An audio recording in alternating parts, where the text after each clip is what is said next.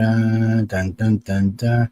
Good evening, and good afternoon, everyone, wherever you are in a happy blue planet. I would say good morning, but I know you Aussies. It's like 2 o'clock in the morning, so y'all are sleeping.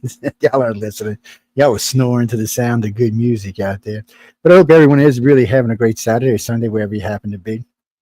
It's been a little crazy here, but one day we're supposed to have a hurricane. Next day we're just having rain. Which, by the way, Alexa's an idiot. It's going to rain. It's going to rain. Last 3 days ain't rained. So I'm like, Jesus.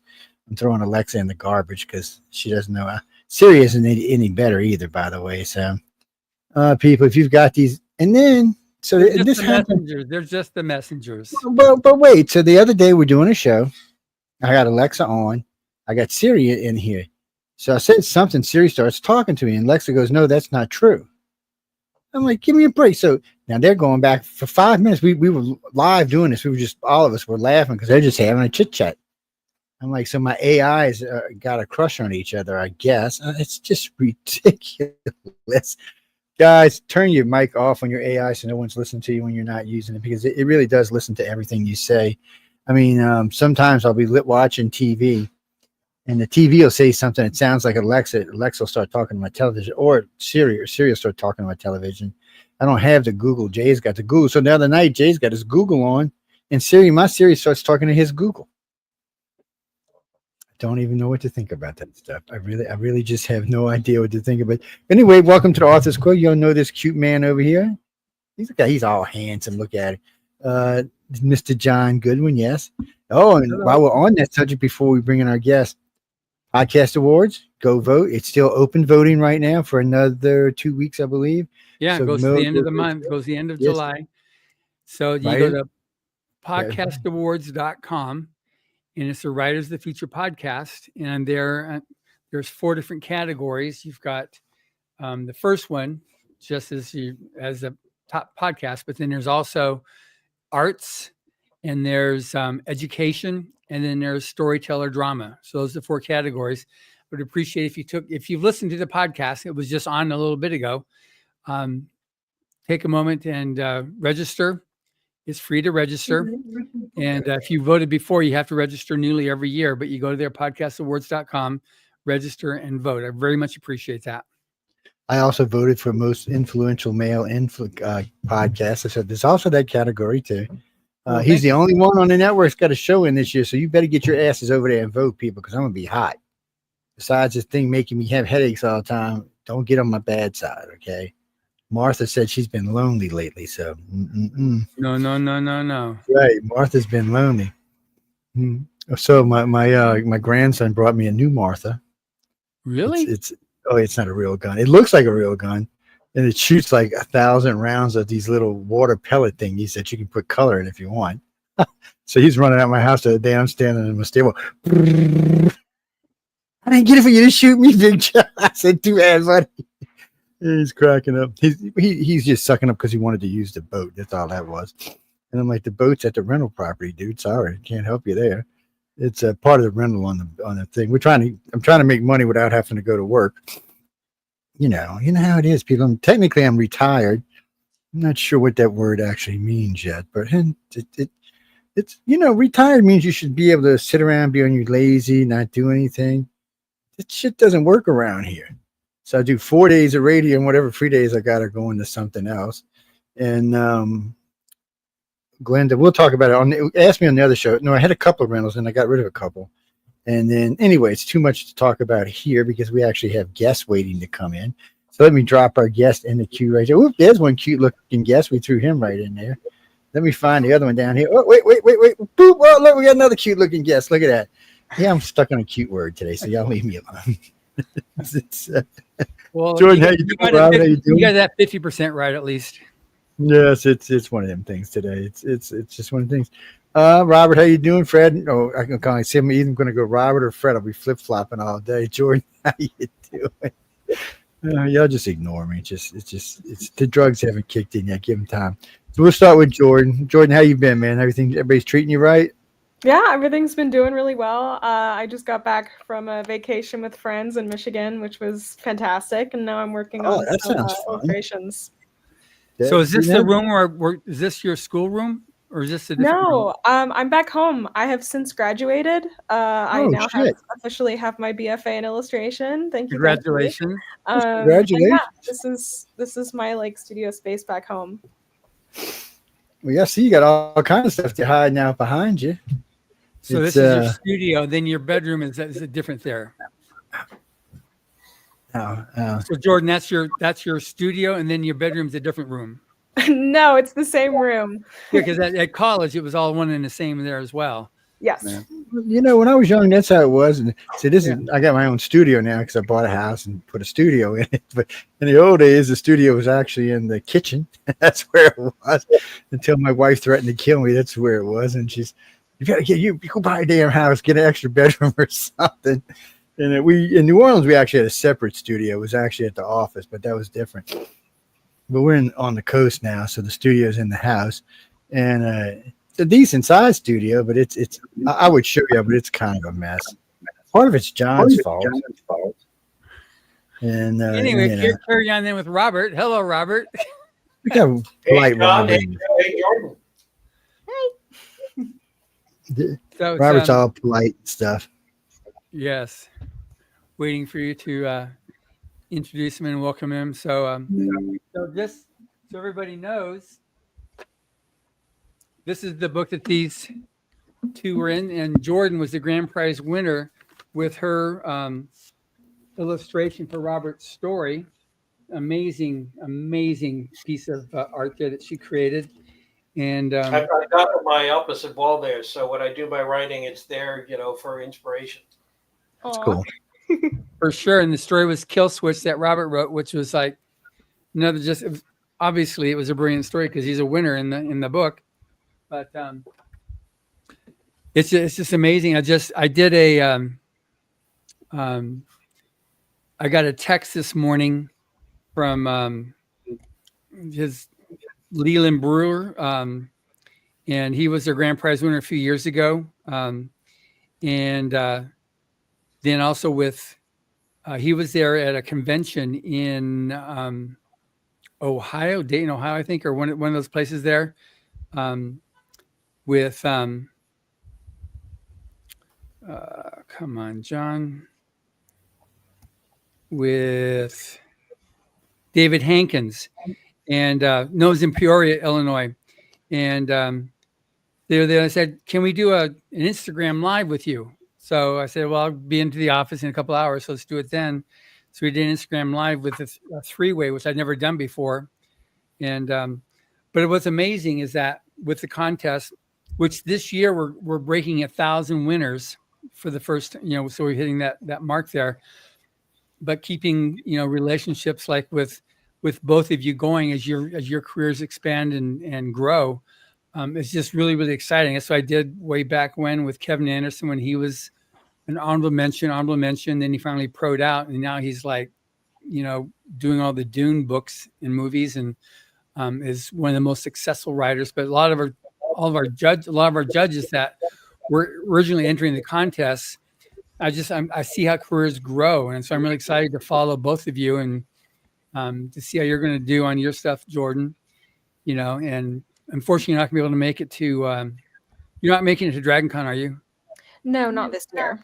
Yeah, but we have 27 winners at Dragon Con this year, and we've never had that many. When the first time when Pat Henry, who's the CEO of Dragon Con, when he came and spoke as a keynote speaker 7 or 8 years ago, we were getting like maybe 5 people, but now we're up to 27.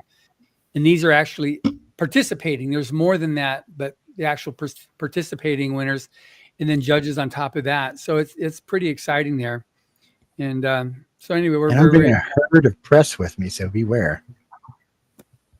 Yeah, and we got your Jordan. We got Heather Ann's going to be there too. Yes, so, she's super excited about it. She keeps talking about it. Yeah, so she's going to. We were able to get an extra table in the art show, so she's going to be one of the 3 people that will be stationed at the art show, which is great. And along with Tremini and oh God, Tremini and Brianda, I think she's the other one. So we got those 3, just 3 just lovely, lovely people there. And then the other ones are going to be at our booth rotating on doing the signings there. So we're very excited about that. And because we have so many people, we have 2 panels for illustrators this year to get everybody a chance to be in the panels. And so it's just fun because we're going to have the winners on panels with the judges. And so it's just an exciting thing to move up to that next level and be accepted as a professional. So that's one thing that's really good about writers and illustrators of the future. And then Robert, I guess I won't see you until Superstars, or will Probably you be? Yeah, I'll be in England while DragonCon is going on, which is a bummer because I would have loved to see everybody. Yeah, but I'll be over in the UK, and then I'm not going to be able to do FanX either. So it looks like it'll be Superstars. Yeah, in February, is that what it is, or is it January? They always have it in February, and it's in Denver. So no, it's in Colorado Springs. It'll be nice and cold. Yeah, nice there. And then the following week is Life, Universe, and Everything in Provo, which is also nice and cold there too. You know, they got all these warm southern states down here. Y'all want to go get up in the cold. And, you know, in February, in February down here, it's 68. Yeah. I'm just saying that it's only down here in February, it's 69 to 75 degrees and sunny. Well, that's why you have DragonCon in August in Atlanta, right? Because you want everybody to feel like it's oh my God, no, it's hot in Atlanta, man. In August, it's hot. It's 90 degrees. But the main thing with DragonCon, you got a long weekend there for the event. Yeah, but anyway, this coming week, though, Emily and I go down to San Diego for Comic-Con there, San Diego Comic-Con. That's like a serious zoo there. That's right. I'll have my cute backup host next week. Listeners out there and viewers, I'll have my cute backup host next week. Yes, he actually works on the side as Bigfoot. It's his other job. Just in case you didn't know. He's listening to you right now, Joe. So he's he's busy. I know what he's doing right now. No, he's listening to you because he just texted and told me, he said, Robert goes by first name Fred. So make sure I call Fred. Yes, we're talking about that. He telling me, make sure I do it right. The F stands for Fred. So Robert F. Lowell. So Fred is his actual name that he goes by. Fred's easier to remember. I don't know. I'm looking forward myself to DragonCon. Of course, though, I would rather be in England, than DragonCon. I ain't gonna lie.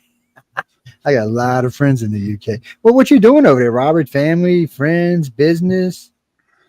My wife Amanda and I are going to be visiting Yorkshire. We've never been. She was actually born in England, down in Torquay, which is Agatha Christie country, and so we're going up to York. Going to be staying in York inside the medieval walls there, which is going to be great. And then we're going to be driving around and just doing all kinds. There's so much history, so many great people, so much so much great food, cheese and beer, and why did I pick those? Well, why not? What is life without cheese and beer? Yeah. But so we'll be visiting the historical sites and just last time we went, it was Agatha Christie down in Cornwall. This time it's James Herriot, who's a Yorkshire guy, and Vikings. York was. That sounds fun. It's going to be awesome. So I am going to be really sorry to miss DragonCon, but I'll be having plenty of fun and getting plenty of inspiration as well. Yeah, and all that cheese and beer. Right, I know. Getting all the cheese and beer and fish and chips. Yes. There we go. Yes, my station manager slept in every scary place in England and Germany. She loves it. Look, if somebody died there and was hacked to pieces, that's where she wants to go stay. She's crazy. But she actually does a lot of traveling to England, France. She just loves Europe in general. Well, keep telling her England's not in Europe. Okay, I'm sorry. We're going to be visiting Whitby, which is where Dracula was written and originally set. So we'll have plenty of supernatural stuff going on there too. That's cool. That's a fun stuff. Yeah, I guarantee my manager's been there. She's just crazy about that kind of stuff. But that's why she's the manager of the station, I guess. But she loves England, and I got so many friends over there. I wanted to go this year. The movie Capel Green's coming out this month. That's about the Rendlesham Forest event, the UFO Rendlesham Forest event when all the Air Force went out there. I'm actually in the movie as the guy who did the voice stress analysis, and I would have loved to come, but unfortunately, I got other commitments. I wish that if they would have told me, I'd have made space for it, but I got other commitments and and I don't know if my passport's up to date. I had to go check. Technical details. Yeah, technical details get you in So trouble. Jordan, so what are you doing now? Because now you've got all of these incredible talents and skills and just like raw energy ready to like to burst out there. So what's on the immediate future for you? Well, I am currently job hunting. I have been for a while. I've been a bit Always caught up fun. with some personal life things. I had to get a surgery. I was going on a trip. Some other things come up.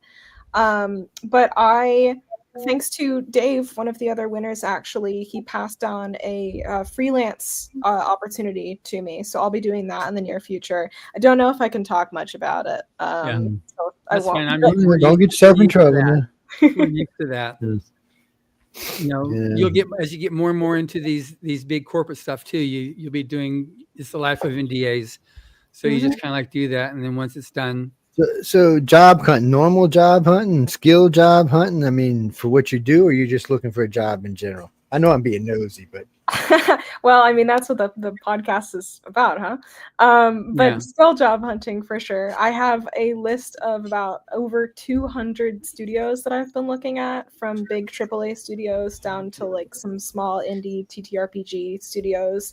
Been sending things out pretty much almost every day, connecting with people on LinkedIn, doing more networking, that kind of stuff.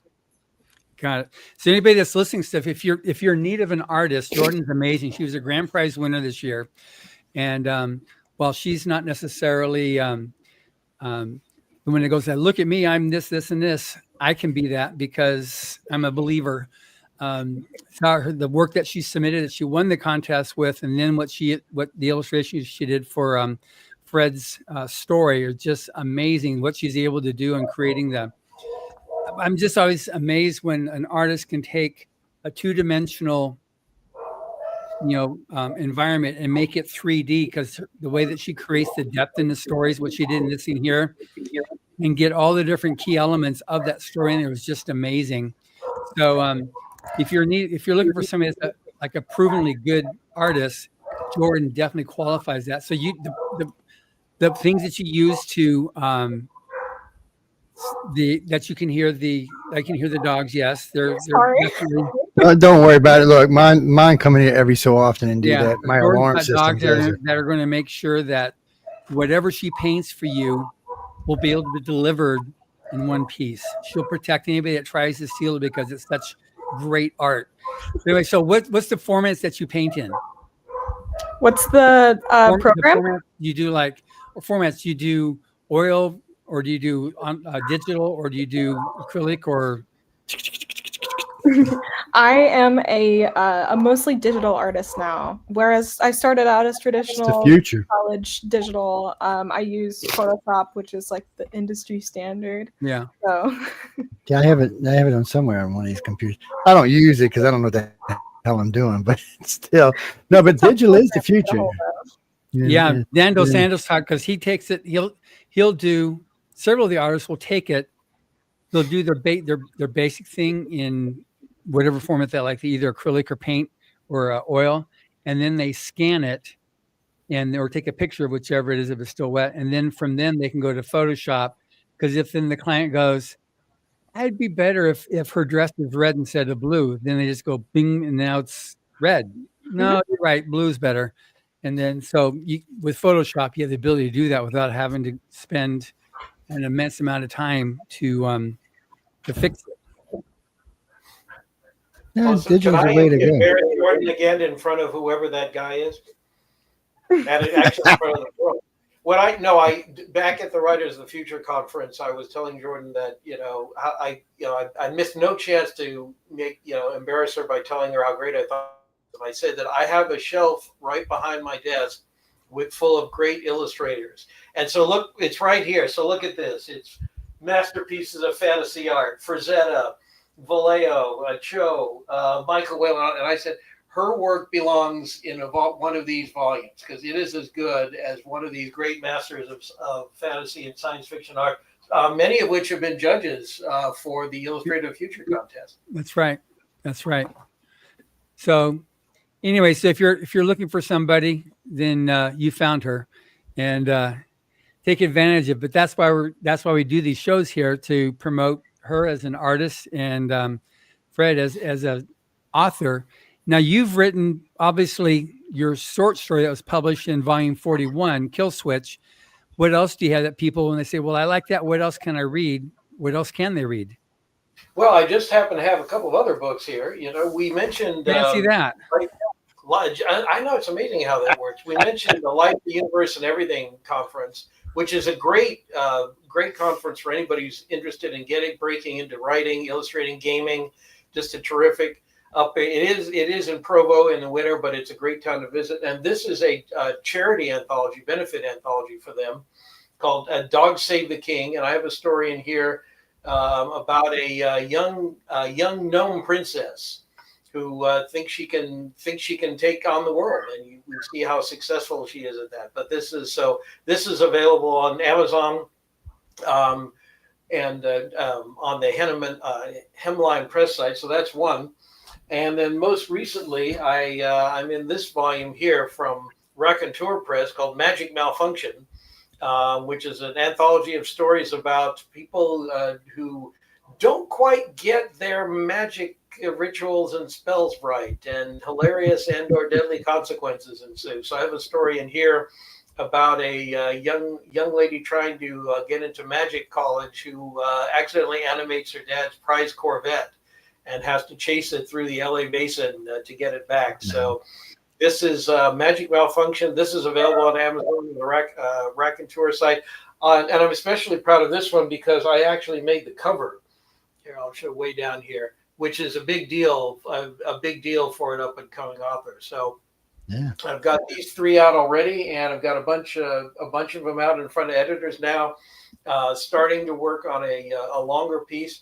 I overall, after winning Writers of the Future, going through the workshop, I feel like I feel like I'm a rookie in the NFL. I did great in college at that level, but now it's time to see if you can really succeed at the level of a real pro, and you get a whole other level of challenge. And so now I'm working on meeting that challenge. Good. Yeah. Don't forget, we give a lot of stuff away at Christmas. As you can see, there's quite a bit of stuff behind me. It's the Monroe Doctrine. Of course, we know what this book is right here. This is number 41. And somehow Battlefield Earth snuck in there. I don't know how that snuck in there. Into the Stars, and then that's Kevin J. Anderson up there with the X-Files, Ground Zero, and there's a couple other coming in. And then you can't see the artwork because I don't have the other camera on, but there's several pieces of artwork in here that were donated that eventually, with the exception of 2, that will eventually be given away too. The Frazetta piece ain't never getting given away, and the you can't see the gold map right there. That's never getting given away either. But there's a lot of other pieces in here that people send me that eventually we give away on air. And these are all, of course, these are autographs, so they're not going anywhere. Those are personal, but that's the show. We always have a couple of them laying around. And then somebody had decided to send me, I don't know if you can see them, all these tokens to go along with their books, which will be given away with the books for the complete sets of these tokens. I believe these are for the Monroe Doctrine, actually. And those will be going with the books. But the reason I bring it up is we tell everybody who comes to the network, anybody who sends me anything gets put right there. That's where it stays until it gets given away. We don't take them down. There's another shelf that goes above it. They don't get taken down. They stay there. So anybody watching this show can see those books. And then come Christmas time, boom, we give them away with the author. Sometimes we'll invite the author on for half an hour just to give the book away. And or how many other it is I gave away. I lost count last year. It's like 2,500, 2,600. Shit, John sent me 200 something the year before. We were giving books away. People were like, wait, look. And then we were giving away 2 at a time. Oh, they had a good time. But people have a good time. It's the holidays. It's a good thing. You're helping out people who don't have any money. They win a book and they're like, and then I noticed one lady wrote to me from the UK, by the way. I think it was book 39 we gave to her. And she said, yeah, I read it. And then I read it again. I read it again. Then I gave it my son. He read it 2 or 3 times. And he gave it to his son. He read it 2 or 3 times. He said, right now it's somewhere in my sister's family. So this one book is cost at least 10 people's hands now. I'm like, guys, buy another one. They're not that expensive. And I do push but that's this. nice. That's what happens with a lot of the books. The maybe it's less now than it used to be, but it used to be like a high number of a book would be read multiple times as it gets passed around, especially, that was the whole thing that was done like during the pulp days. They'd get the magazines, and, that's where a lot of people were very poor.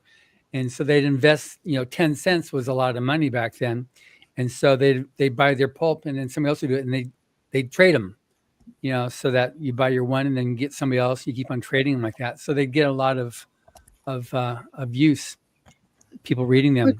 It's like the artwork. So I mean, this is the piece John hit. I mean, right here, that piece is what I was talking about a few minutes ago. Now there's a piece right above it. So this is the streetcar named Desire that someone custom painted for me, which it's got an alien face on it for some reason. I'll just ignore that. And then there's another one up here that was also custom. You can't see it because my damn mic is in the way.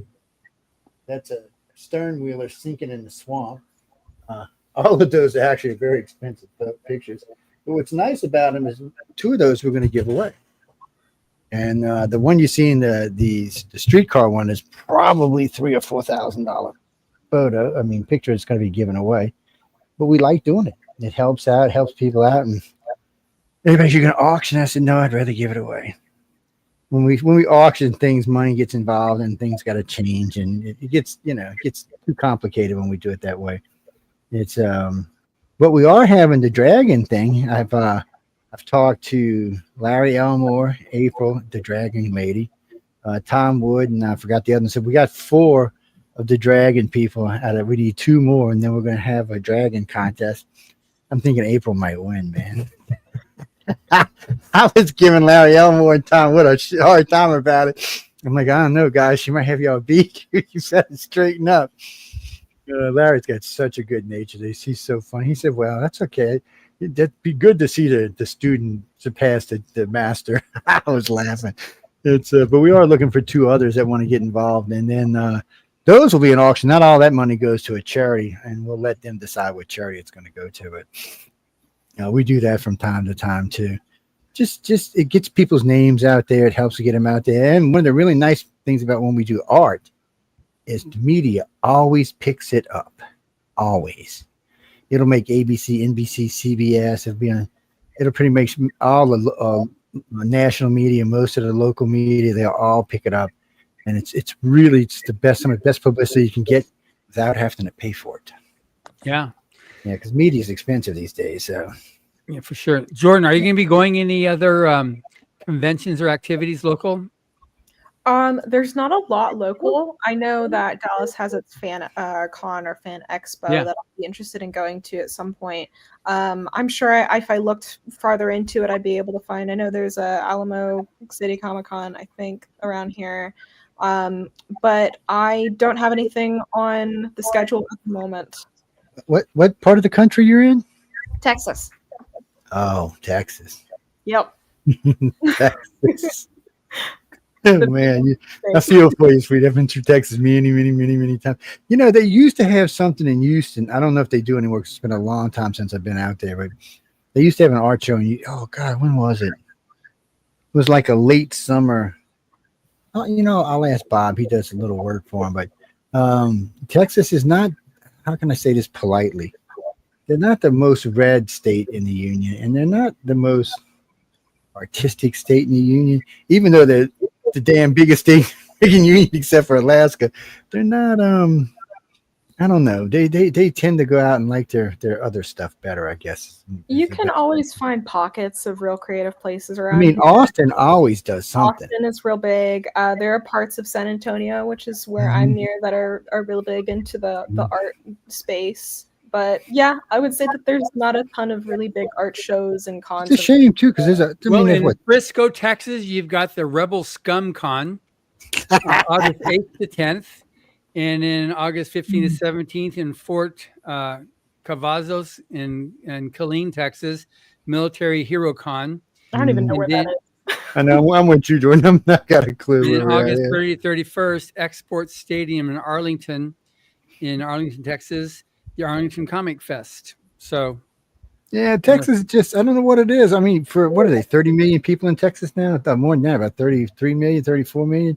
I don't, it just, Maybe no one's actually done it. Maybe that's what the problem is. No one's did a Comic-Con or anything like that in Texas. But would they go? I don't know. Texas people are weird, man. They're weird. I got a lot of friends from Texas, and they're all weird. Sorry, Joy, but everybody I know in Texas. My friend group is weird too, so you don't hear me. I mean, I got a lot of friends in Texas, and the other problem with Texas is, God help you if you got to drive across it. Oh my gosh, we just did that. We drove did you? again for our trip. We drove there and back, 22 hours both ways. Oh Lord, because when I go to Roswell, it's always like 16, 18 hours, and most of that trip is Texas. Matter of fact, I went out to go to Area 51 just recently, and most of that trip was Texas. I was like, people, I just say close your eyes, and hopefully we be across Texas in a day or two. And but I noticed the comps aren't as bad on Interstate 20, Interstate 40, whichever one's on the top up there. And I-10 though, Interstate 10, unless you're between Austin and the desert, you don't care how fast you go out there. They just where the billy goats and the windmills are. They don't care how fast you go out there. There's no speed limit. Yeah, there is. They don't really care, and not until you get to New Mexico, and then they slow you down to about 85. But I mean, it's people. We're being serious. Y'all think we're kidding? That's a big place, and got good food though. Not as good as where I'm from, but still, they got good food. It's but when I leave Mississippi, go to New Orleans. And I said, next stop is Houston, which is about 6 hours from here, 5 hours. And then the next stop is wherever. That's another 12, 14 hours. I'm like, I was in the first one you were saying earlier, like it went right out of my head. I went to go see the B-52s. One of my friends is a guard out there, and he calls me. He says, oh, come see the B-52s. I'm like, really? Yeah, come see them. And they let me on the base because I'm ex-military. I want to walk. So they got a yellow line, which you can walk in the yellow line. Then there's a red line, and you'll notice everybody inside the red line is carrying M16, because if you cross the red line, guess what? That's the last line you're gonna cross. But it's fun, it's a fun place. Lots of weird stuff to draw out there, though. I mean, there's some weird stuff in Texas. There sure is. Yeah, so at least there might be some. Hey, let me paint this. Let me paint that. Yeah, so, you got some jackalope you can get. Oh God, the jackalope. You know what jackalope is? Oh yeah. I've got a story about jackalopes. I'm still trying to sell. Set near in Bullfrog County, Nevada. So I've got the Bullfrog County Atomic Jackalope Rescue, which is, I think it's one of my better stories, but I still haven't found a place for you. That was actually the Bain Fantasy Award finalist last year. Fred, there's a place at the Continental Divide. We stopped there one time to get food just a while back. Had great food, by the way. It's kind of crazy to eat a chili dog from a little place on the side of the road, but I've sent several other people there to stop and eat. Well, in the back of it, they have a little bookstore. And I was talking to the owner. He said they sell them out all the time. He said people looking for something to drive, while they're driving back and forth across all the states, are looking for something to read. They stop in there and get a book and go on about their way. I was just surprised to even see it in there, to be honest with you, because this is like, how can I say this politely, some little redneck hole in the wall on the side of the interstate. And this big view of the Continental Divide there right in front. There's a beautiful view there where you can sit and eat. And the food's really good. I was really surprised. And then when I stopped in that second time and I seen the book place, I was like, wow, you selling books? He said, yeah, we sell out them on a regular basis. I was like, okay. I would have never known. You couldn't. If someone had told me that, I said they were full of it. But seeing it for myself, so if you ever happen to be in that area, you might want to just stop in and check them out, because they're always looking for stuff to put in there. Because he asked me one day, he said, "Are you an author?" And I just had to start laughing. I said, "No." Just put my head down. I said, "No." And I said, "If it's not an audio book, I'm never going to get to read it. So that's another problem, or listen to it." But I talk John into sending me audiobooks all the time, so that's a plus. Yeah. It's it's for me. I have my time is. I don't have real time, so I kind of miss the old days of sitting down and reading a book, but kind of not too. Yeah, well, kind of not too. I like it's audio is good, but you see, all right. So Jordan, let me ask you real quick. You ever thought about doing something in oil? Funny thing about oil with me, I am a big acrylics person. I actually I've been working on a couple of pet portraits, so I've got my acrylics that up when we're here. But if you have a problem with acrylics, I own a construction company. We use acrylics a lot, especially in matching paint. No, I love acrylics. It's oils that I kind of can't work with. Yeah, well, I like to look at oil paintings, but I've had to work with oil as a contractor. I hate the crap. It's always a mess. It's always a pain, and it always smells. But acrylics, our company specialized in it for a long time. Is matching paints for people. People call me up in Bourbon Street or down in St. Charles Avenue, and like, Joe, I got this weird paint. I go, guess it's acrylic, and said, can you match this? I'm pretty sure we can match it, and bring it back and match it. It's because acrylics are easy. They're basically water-based paints, really. It's easier to work with. So I could see you wanting to do that. So what do you do? So like, what's your problem with oil? That you're more. It just never dries. The way of mixing the colors is really different. You're always mixing what is underneath the color that you're putting on, and I like to put layer on layer on layer on layer. That's how I've always worked. So trying to do that with oils is really difficult. Yeah, it is. Try painting acrylic over oil and watch what happens. It's I had a lady call me one time. She said, "Oh, my woodworking, my house is oil based." I'm like, "Can I scratch it and take some of it?" "Oh no, but I want you to put this." So she has me this acrylic. I said, "Baby, that's not going to stick." I said, "It will in the beginning, but it's not going to stick forever." And so, "You sure you want me to put that in?" Because when we do an oil, we take a grit and we rough the whole thing, give something for the acrylic to bite into. If you try to just go over that slick oil with it, you're asking for trouble. That and the other problem with oil is, especially in homes, it changes colors really fast. It does. White, unless you're using real color, if you're using a white, it'll have this weird brownish, creamyish, yellowish color. And God help you if people smoke. It's even worse. What is that, Dean? What do you mean? What, you want to commission somebody to write? Well, call Fred up.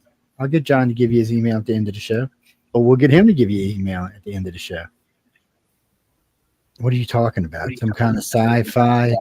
Oh, okay. Well, I didn't even ask. What is your favorite genre to write in? Do you have a favorite?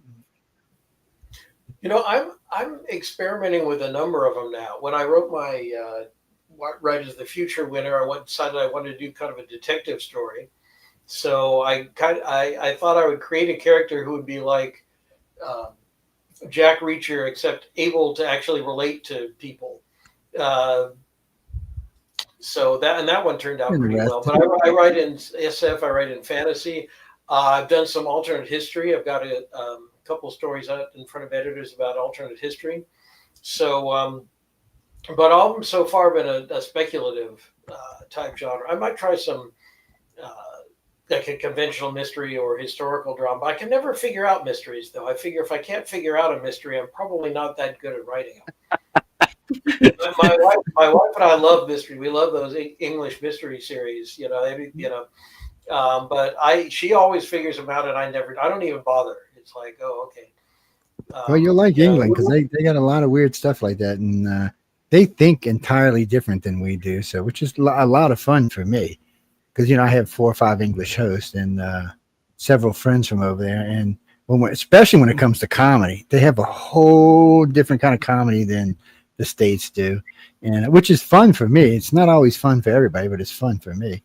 So you'll get a lot of different stuff out there. Probably give you some ideas. It's because we had a really good oh hell, I can't even think what you're calling that. She was doing. When you're looking for people who are bad in law enforcement, and she started out as a writer, and then she ended up as a podcast hosting because she said writing was too much work, and with podcasting all she had to do was talk.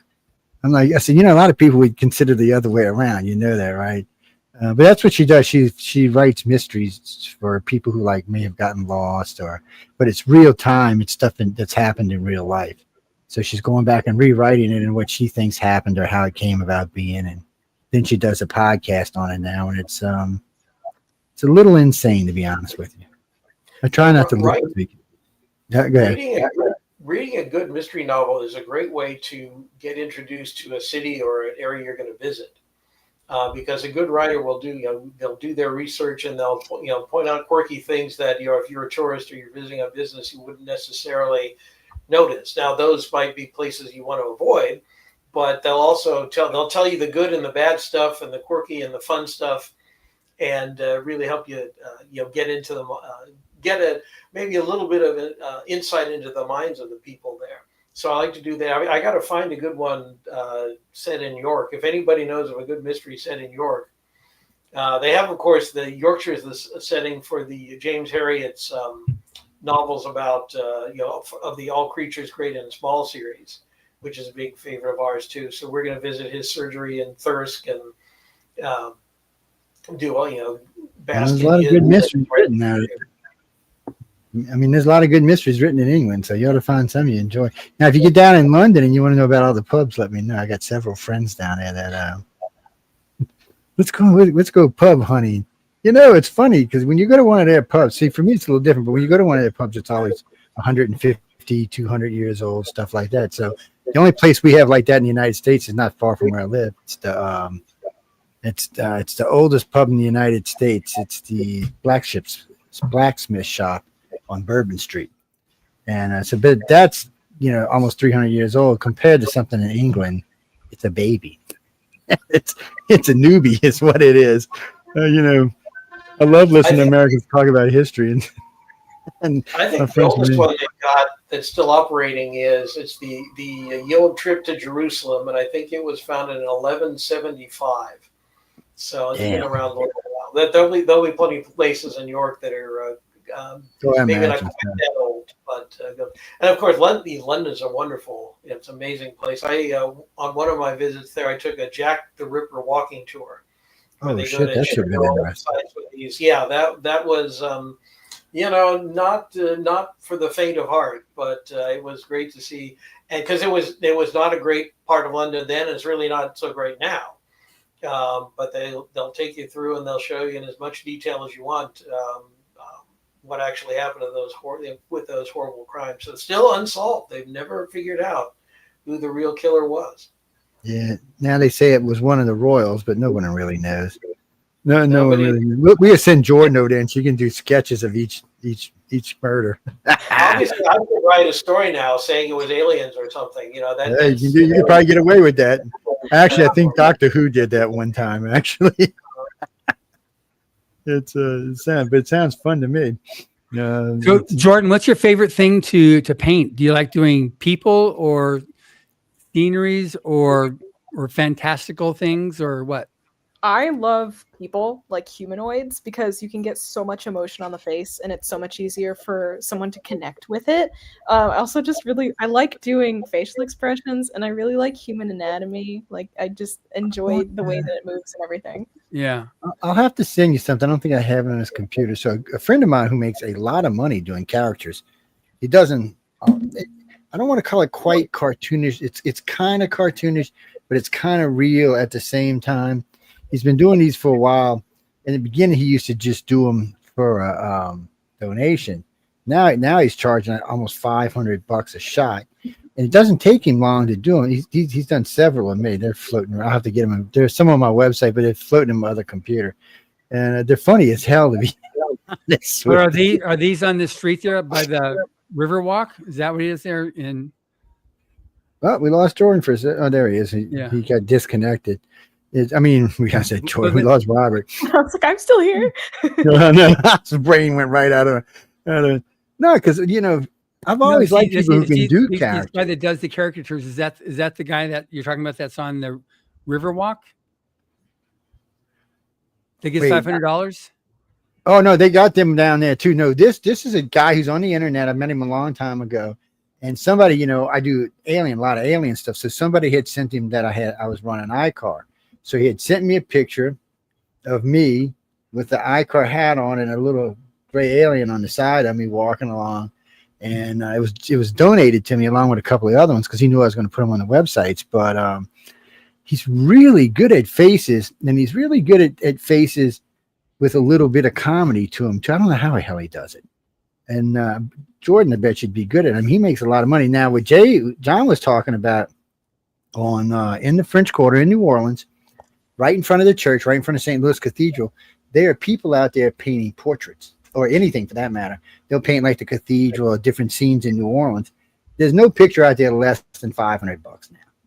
Just none of them less than 500. So if you're actually good at faces and you can draw a face, I mean, paint a face or draw a face, I've seen them go as high as $5,000 out there. I've watched a guy one day, took him 2.5 hours, $5,000. I'm like, man, I'm in a wrong line of work. And then you'll see there'll be 8 or 9 of them out there that all have people sitting there because the French Quarter is busy as hell. And you'll notice along the fence all the artwork they've done about the city and different places in the city. And the city's really old, and there's been some really nasty things happen down here. So sometimes they'll do pictures of that. And one guy did a caricature of the where they used to bring the slaves in and hang the slaves. Well, actually, they used to sell the slaves and hang the slaves. So yeah, this is where they sold the slaves. This is where they hung the slaves. And he did one of those, and it sold for I think $7,500. And he got all kind of work out of it. I mean, all kind of work out of it. And he didn't. And a lot of people wanted oil, but he was. And that's another thing. I watched Gene out there doing sketches, just with a pencil. Nothing fancy, black and white, basically, chart, whatever you want to call it. It just not even charcoal, just pencil, just $500, $500, and out. And people just lining up for this guy to do them. I mean, for her to do them. I was like, I said, man, I need to learn how to sketch. And then they got the other things they like down here, some freaking pastels with the little, what is it, chalk? What is that exactly? And there'll be like these light pastel colors because, we live in the Gulf Coast. There's a lot of weird golf stuff, but it's always in these blues and pinks and oranges and yellows. And I don't exactly like them myself, but a lot of people do. They buy the hell out of them. So if Jordan has something that she sent to you with, and then somehow or another tied in with one of your shows, would that be something that would help? Well, we can always put them in the shows. Yeah. And if we're ever down there, because we do go down there from time to time and just hang out with people just to see, we'll do like special shows down there. Matter of fact, Glenn Rees had sent me, he's a politician down here, and he sent me 5 of his daughter's pictures. And she said she wanted $100 each for them. They were very good. So I had him sitting next to me while I was doing the podcast, and I had changed the price to $550. And we're talking. So, oh, Joe, you do such great artwork. And I'm laughing. I said, look, I can't draw stickman. It's not me. I said, it's a friend of mine started doing it. I didn't want to tell him he was a politician. And I said, no, it's a friend of mine started. Really? Can I buy one? I said, sure. I saw every one of them while I was sitting there. Every one of them. So I see him like a week later. His daughter comes up. You saw, she's like, I made $500. I said, no, baby. I said, you made $2,800. She's like, what? That was it. That's what she, matter of fact, that's what she still does for a living today. That's what she does. She said that was it for her. She was going to college to be I forgot, it was some kind of professor thing. And now she's an artist. That's all she does. And she makes a good living at it too. But New Orleans is a artiste kind of city. It's not a normal city. You somewhere like Houston's not, anybody who's into books or art down here is going to do better. I mean, we have bookshops that are 250 years old. So it's a different kind of place. You can find books here you can't find anywhere else in the country. So people enjoy that kind of stuff down here. And like there's several artiste communities around here, which I can't think of the name of. It's a little cute little place right in Mobile, Alabama, right off the coast. Everybody living there is either a book writer or an artist. One or the other. There's no other. I mean, I'm sure there's people who works the streets and all, but and there's a big sign when you drive into an artiste community, and it's right behind Daphne, Alabama. It's a beautiful place set on the coast. So this tells you what kind of city this is. So on sunsets, they play the sunset down with an orchestra. They go out on the beach and they play it down with an orchestra. As long as it's not raining. Winter, cold, summer, it doesn't matter. They're out there with the orchestra playing the sunset down. It's a great place to be. I mean, we almost moved there. We did until I priced a home, and I was like, I'm fine. I said, I'm buying where I'm at right now, which is not exactly a cheap place to live, but it was a great little place. I can't remember the name. I guess we ain't been down there in a while, but we used to go every weekend. They had good food and lots of good art, lots of good artists, a lot of good There are a lot of good authors down there, and a lot of good artists down there. It's a great little place to hang out. And that's right. For some reason, it's going right out of my head, but Anyway, if Jordan could have, if she has anything that she could send you away, like when you go there to do a podcast, that she could have a piece of her art so she can get herself. yeah. If you ever want known. to send me anything, put it. I'll put it. What we do is, matter of fact, until we go, it'll hang. It'll be actually this gold one's getting ready to get hung up higher, so it'll be actually below. We're getting ready. We're looking for something to put, like 4 or 5 pieces to put under this monstrosity of a map that's behind me, and so it's gonna be raised up, and then we're gonna put something underneath that, and then they're making a wall in here. I had my guys come in. They go, I thought you retired. I said, I am, but I want y'all to make me a place to hang art, because I meet a lot of artists hanging out with John, and since then I've been meeting artists just off the cuff from different places. So I'd like to have a place, because books we put here. Matter of fact, we have another shelf put in for books as well, just so, because there's a secondary camera for this. So the secondary camera will be sitting on what we have on the walls and stuff. It's just a way to try to help. Yeah. And mainly what size do you need? Because Jordan's got all sizes. I see all kinds of sizes behind. I would think something. Anywhere from 12 to 16 inches tall, maybe, like yay by yay. It could be a little small, it could be a little bit bigger. You know what? When they come in to set the thing, I'll actually measure it and let y'all know. But it's just something we want to give back, especially from Louisiana and Mississippi aren't the most literate states in the Union. So when it comes to literacy, we're always trying to help to increase that, because really, I think 1 in 5 or 1 in 7 people down here can't read above like a 3rd grade level or something. So we're encouraging them, stuff like books like these, encourage them to read. And then when it comes to art, now there's a lot of artists on the coast, but not anywhere else in the state. The coast encourages art because it's a beautiful place. The French Quarter encourages art because it's a beautiful place. It's a good city, but nowhere else these cities are like that. So we're just trying to encourage people to pick up a brush, pick up a book, do something, change your life. Because I hear a lot of good storytellers, but I'm not seeing them making it to paper. So I want to see that. And same thing when it comes to artwork.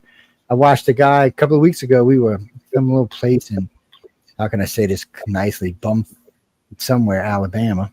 It's some little. And we're having lunch, and this guy's over there. He's got a notebook out. And he's just sketching away. I said, "Hey, man, what you doing?"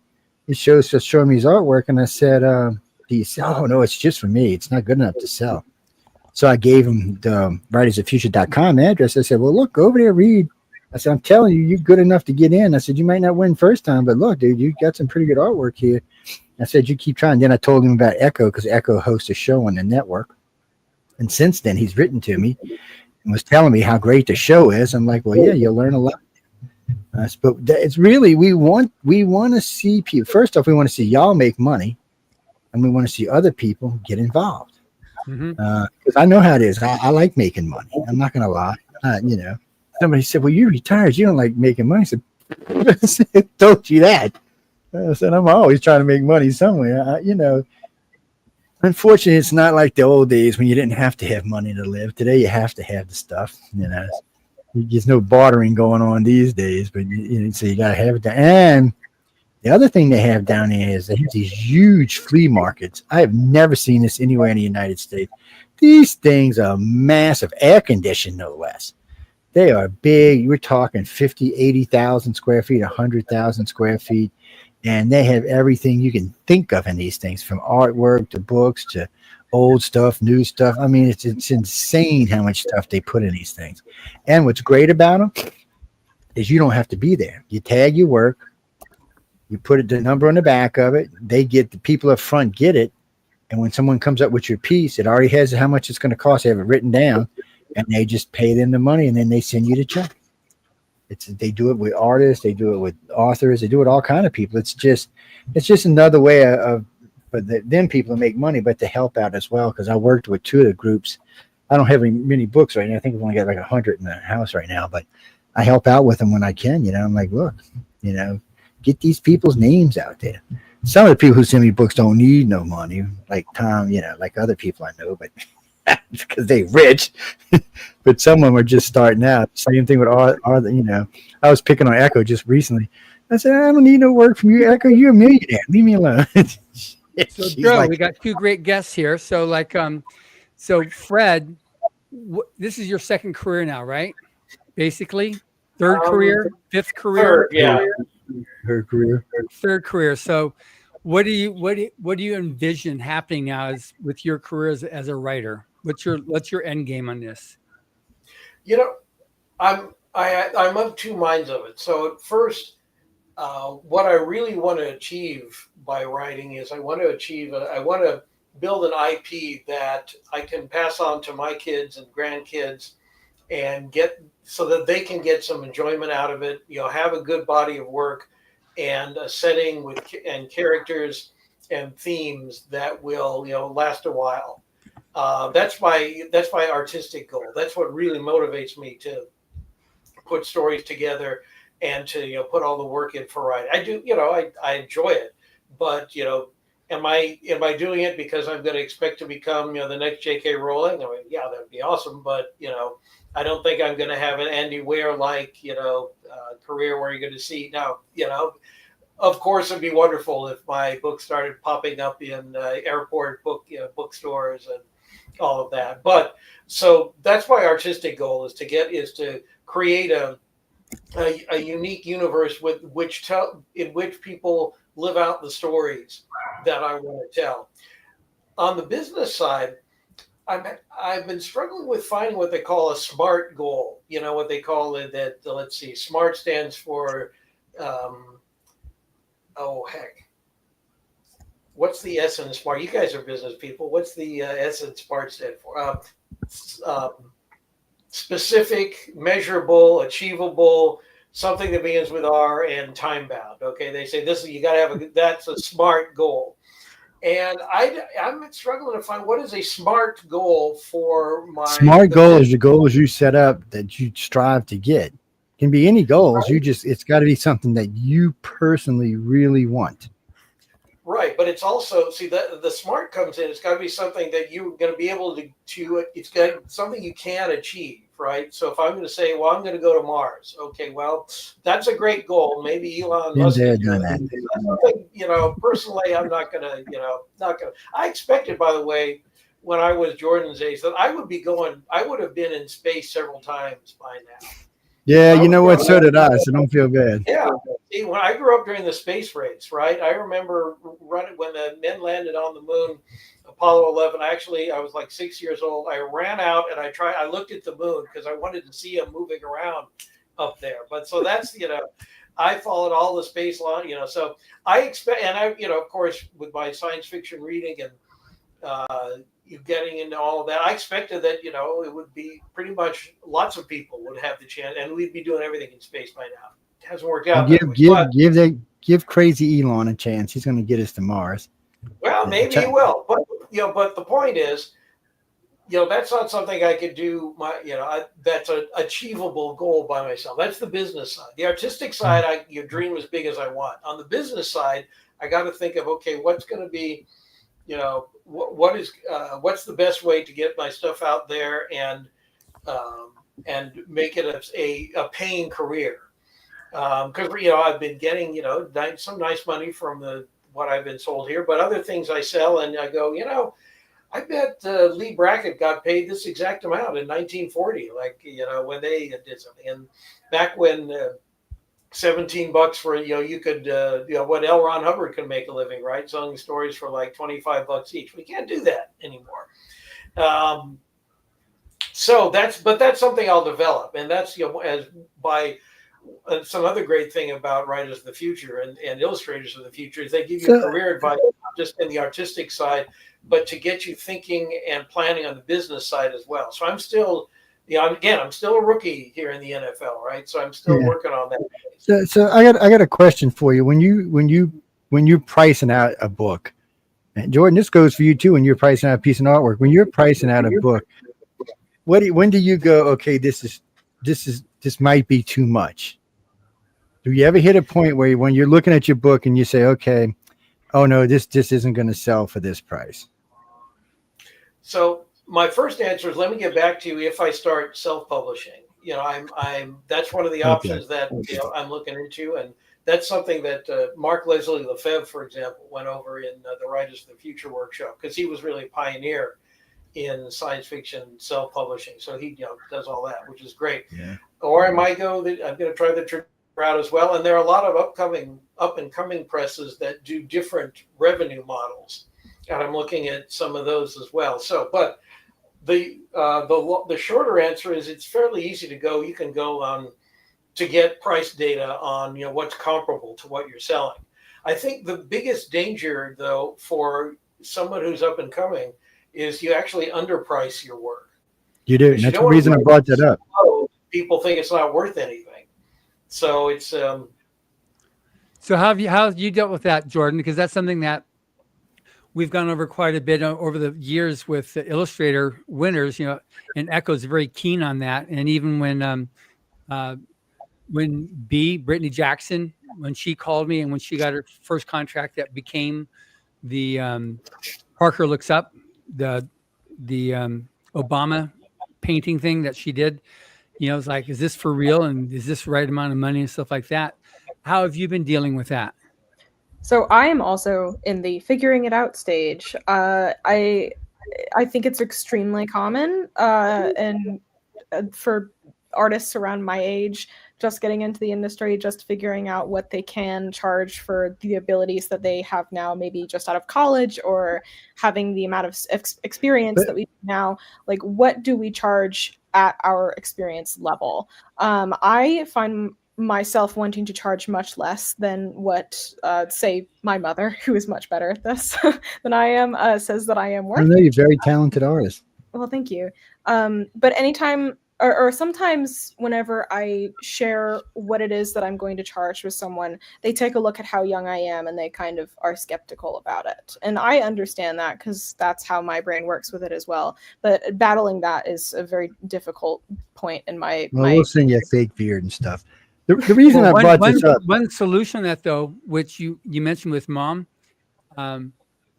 is someone to wear the business manager hat, so that you don't have to do that, because it's already, as an artist or an author, it's already very easy, because you're bearing your soul on whatever you're painting, and it's very easy to open, like, oh, you're this or you're that or something else, which is also something that someone will do to try to bid you down. It's like, oh, you're only been doing this for a while, so you've only been doing this for 2 years. That has nothing to do with anything. Nope. That is such a misdirector.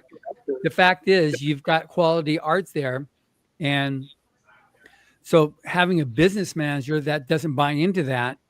I have the same thing with Nedia Corafor. She's an author, and she does all amazing stuff, but she goes crazy trying to be her own business manager. So her daughter, who's now in college, she's going to to DeVry Business School. She's learning so she could pick up that hat and wear it, because her mom she hates doing that, And so for yourself, getting into it, someone says, oh, come on, you just got out of school. You're not, cut me some slack.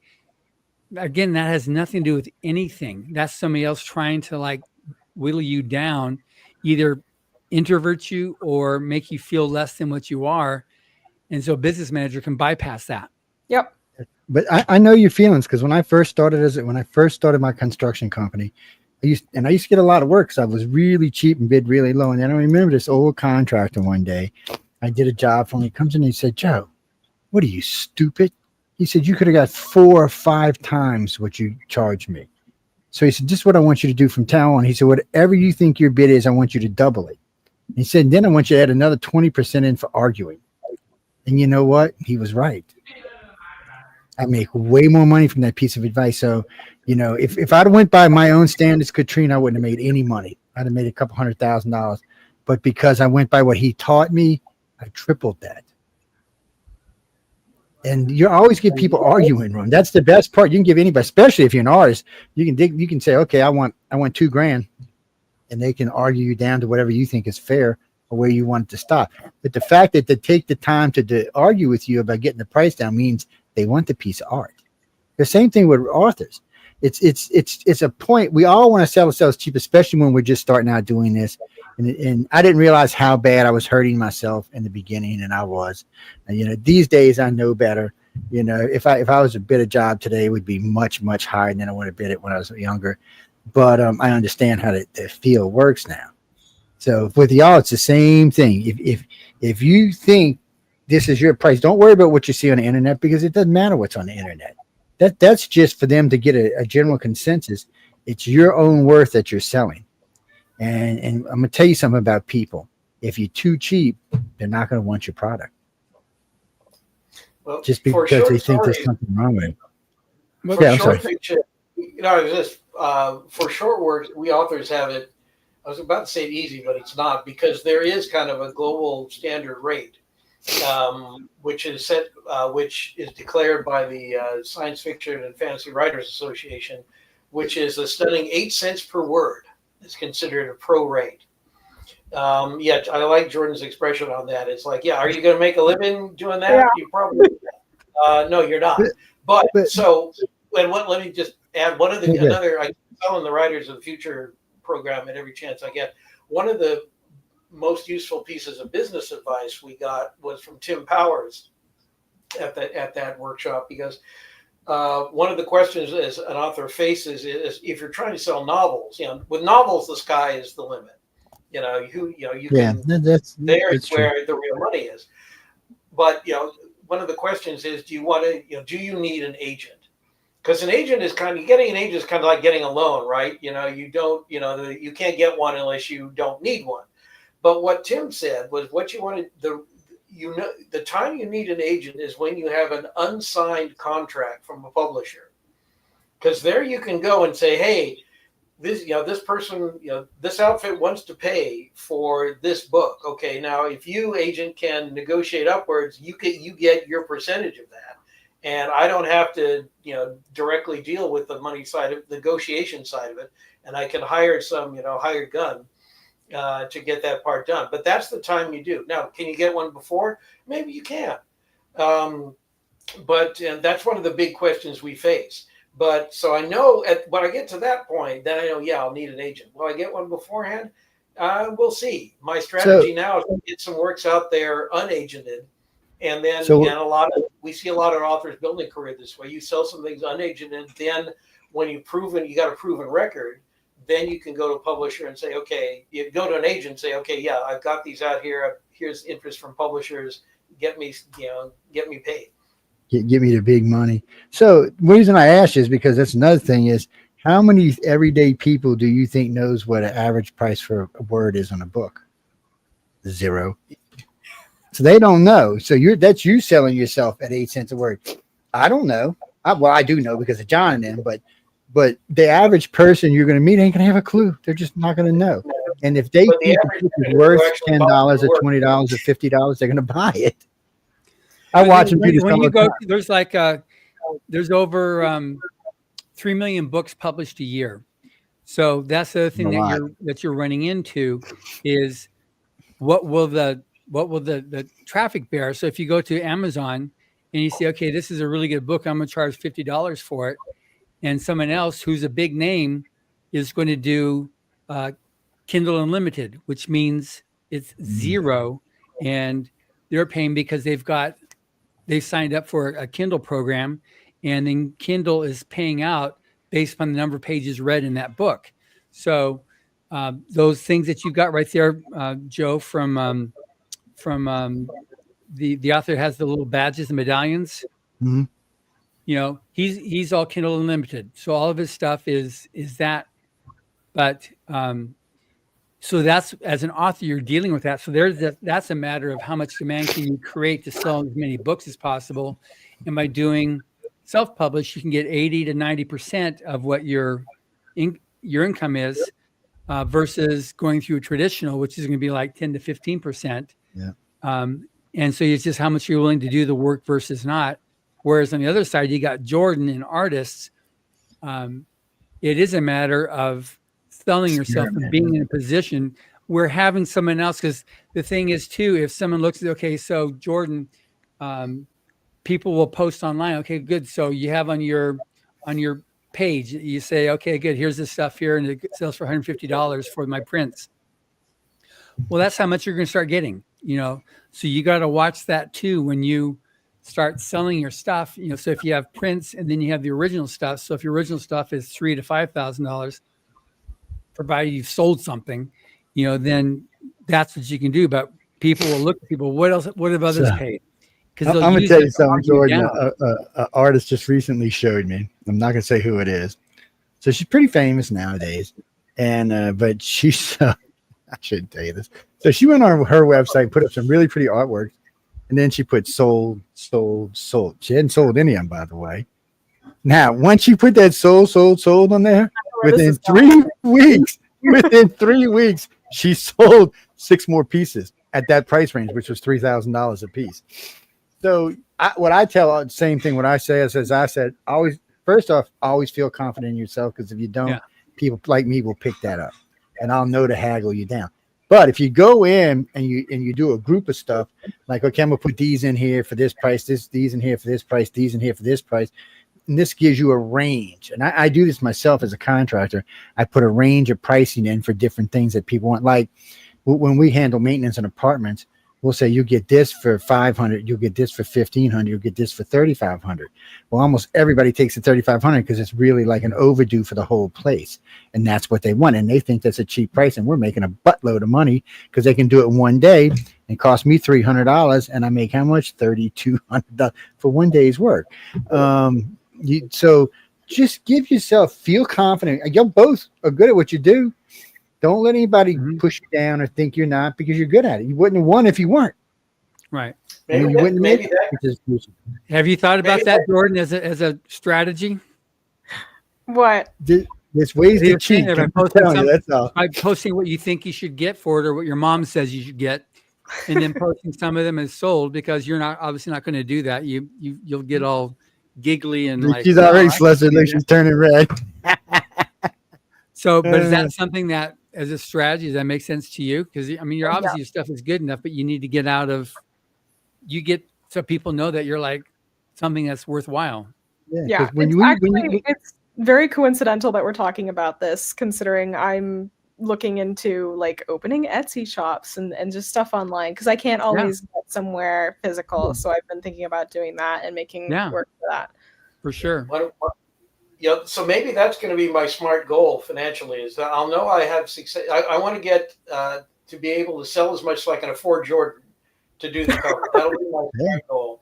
And then, I'll pay her the kind of money you guys have just been talking about. And then I get like a signed Jordan Smajstrla to go next to my Lord of the Rings portfolio here.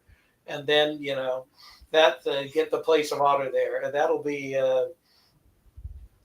something to pass on my one of my daughters is heavily into Etsy. She and her husband got a 3D printer, and so they take special commissions on all kinds of miniatures and masks and all kinds of artwork. So Etsy is definitely a great platform for artists and craftspeople. Yep. Yeah, I think you just need to get out there, and you need to like cross over that threshold of being a student or being an artist and being now a professional, which means that you've got the wherewithal to make a livelihood with it, not just to make, I do art. No, you live through your art.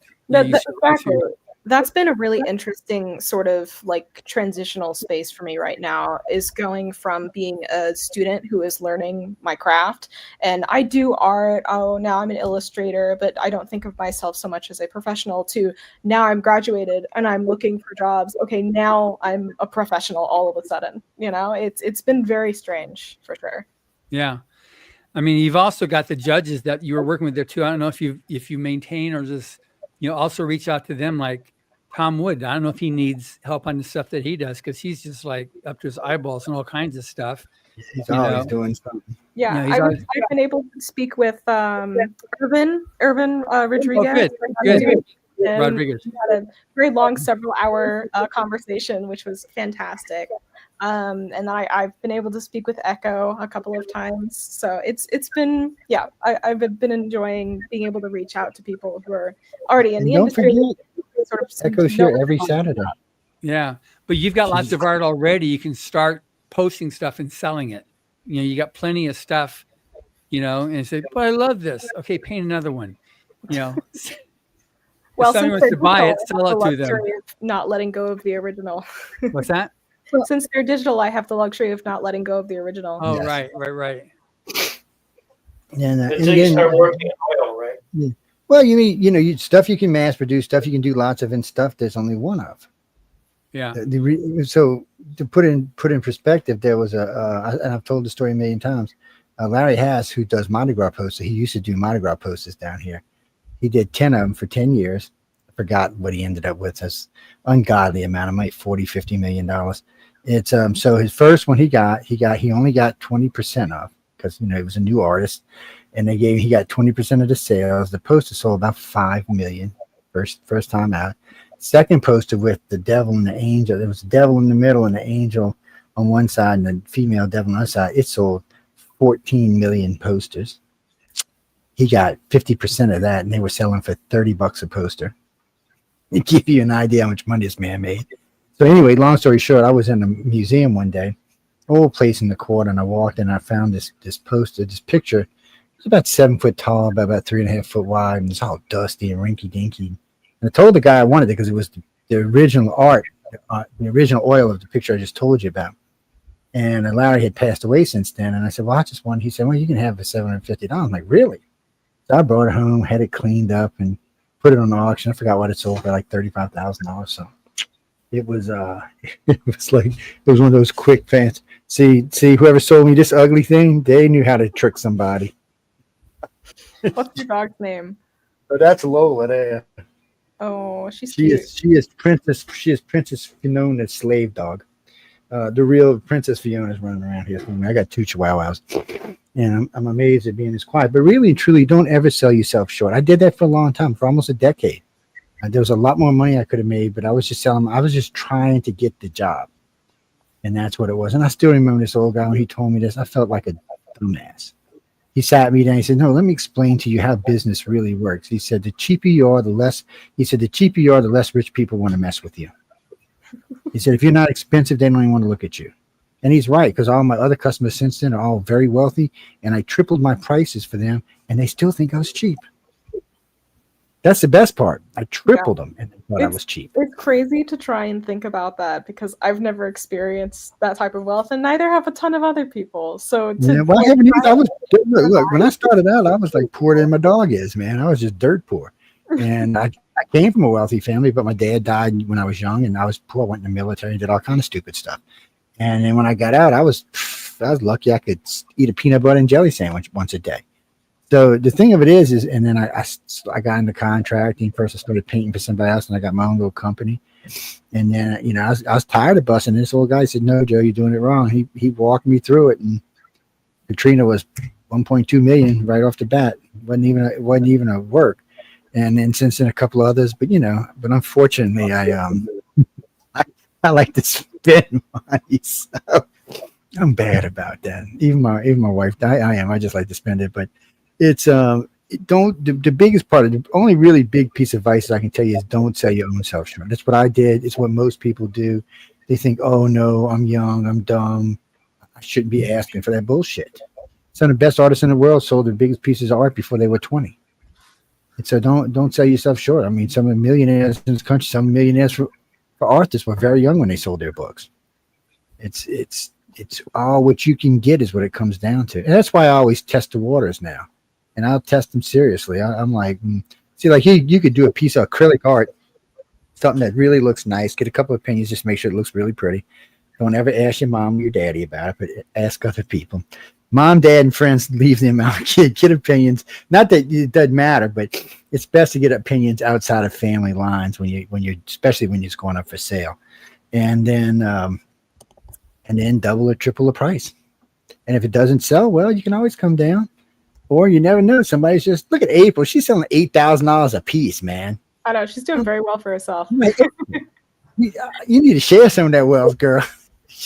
But anyway, so that can be done though. She's also very young, Jordan, but but also either working with April or getting with Echo. Like, what should It's I big, ask for this stuff here, and just get it, and just realize that don't immediately go into like self-abnegation, like, oh no, I'm not worth it. I've not climbed a sufficient number of stairs, as you're going through Dante's Inferno up through Purgatorio before you get to Paradiso. Yeah, you'd be surprised how much stuff you can skip. You can just skip it. You're just going right on past it. It's. I wish I'd have known that when I was 20, because I'd have been much better off. Because it took me to 30 to find out, but actually 34 to find out. And I wish somebody would have told me when I was 20. I'd be living in the Bahamas somewhere right now. No, you wouldn't. You're doing your show. You love doing. Yeah, no, I couldn't help myself. It's a dose of realism, John. I can't. John knows I can't sit still. It's one of them things. It's some kind of deform in my brain, but it's. I tell everybody the same thing. Don't ever sell yourself short. Get out there, and you got to work. But don't when you look at a piece and it's a really good piece of art, and you put your soul into this piece or into this book, you put your soul in. It's worth selling at a better rate. It's and if it's one of those things you have to go on and make your own little site and say, hey, look, and then just start visiting every radio show you can visit. I mean, come on, how many now? I've lost count. 40 million podcasts. A lot of opportunities to sell out there, and there's a lot of people like us and John who are out there doing authors and illustrators. Yeah, because they want to see these projects out there. And a lot of them would be willing to say, okay, hey, we'll put you on our website or put your address on our website and you can go through there. I would put it on our website, but there's aliens on ours, so you might not want to be there. I don't know if my work would fit up there between the aliens. Well, I own the International Community Family and Research, one of the other many things I do. And we actually have some pretty good illustrators that work for us who do a lot of our design work. And matter of fact, they're designing thumbnails right now.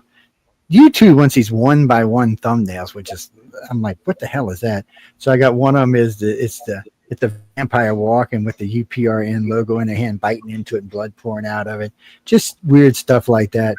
And then we have people who come in and professionally write a lot of our stuff because, my skills as a writer or as an artist is lacking at best.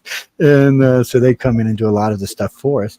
And what they do is, we don't pay them for it because, we did the site doesn't make that much money, but they put it up there, and then of course they put all their name underneath it or their personal logo and stuff like that. So they make money off the site. I mean, it's a well-visited site. It gets about 60,000 clicks a day.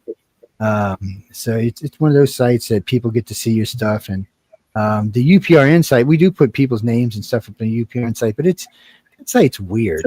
You can't sell anything off that site. I don't know what that. I don't think you sell chocolate off that. I don't know what. I've never had a website you couldn't sell stuff on before. I guess because there's so much other stuff on there.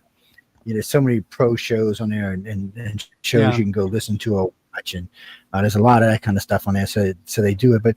But I tell you this, the podcast sell. We have certain podcasts that so you can get your names on those because they sell well. And you were saying earlier, Echo Chernick is on before this show.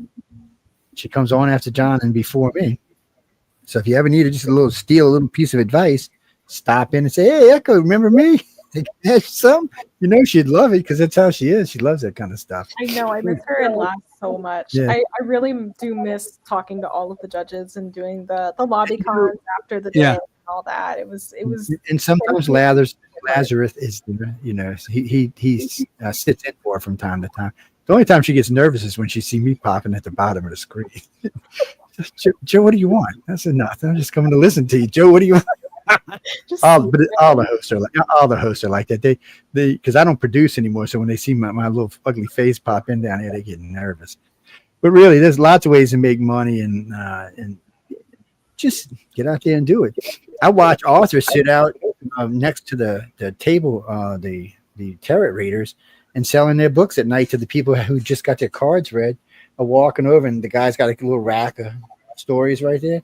They come in and buy the story. Of course, it's like midnight, 1 o'clock in the morning in the French Quarter in front of the cathedral. But there's just so many ways to sell now. And I would have never thought, to be honest with you, that people who did that on the side could make real money. And then once I found out how much money they were making, I was like, shit, I'm in the wrong line of work, man. I mean, really, it's amazing to me.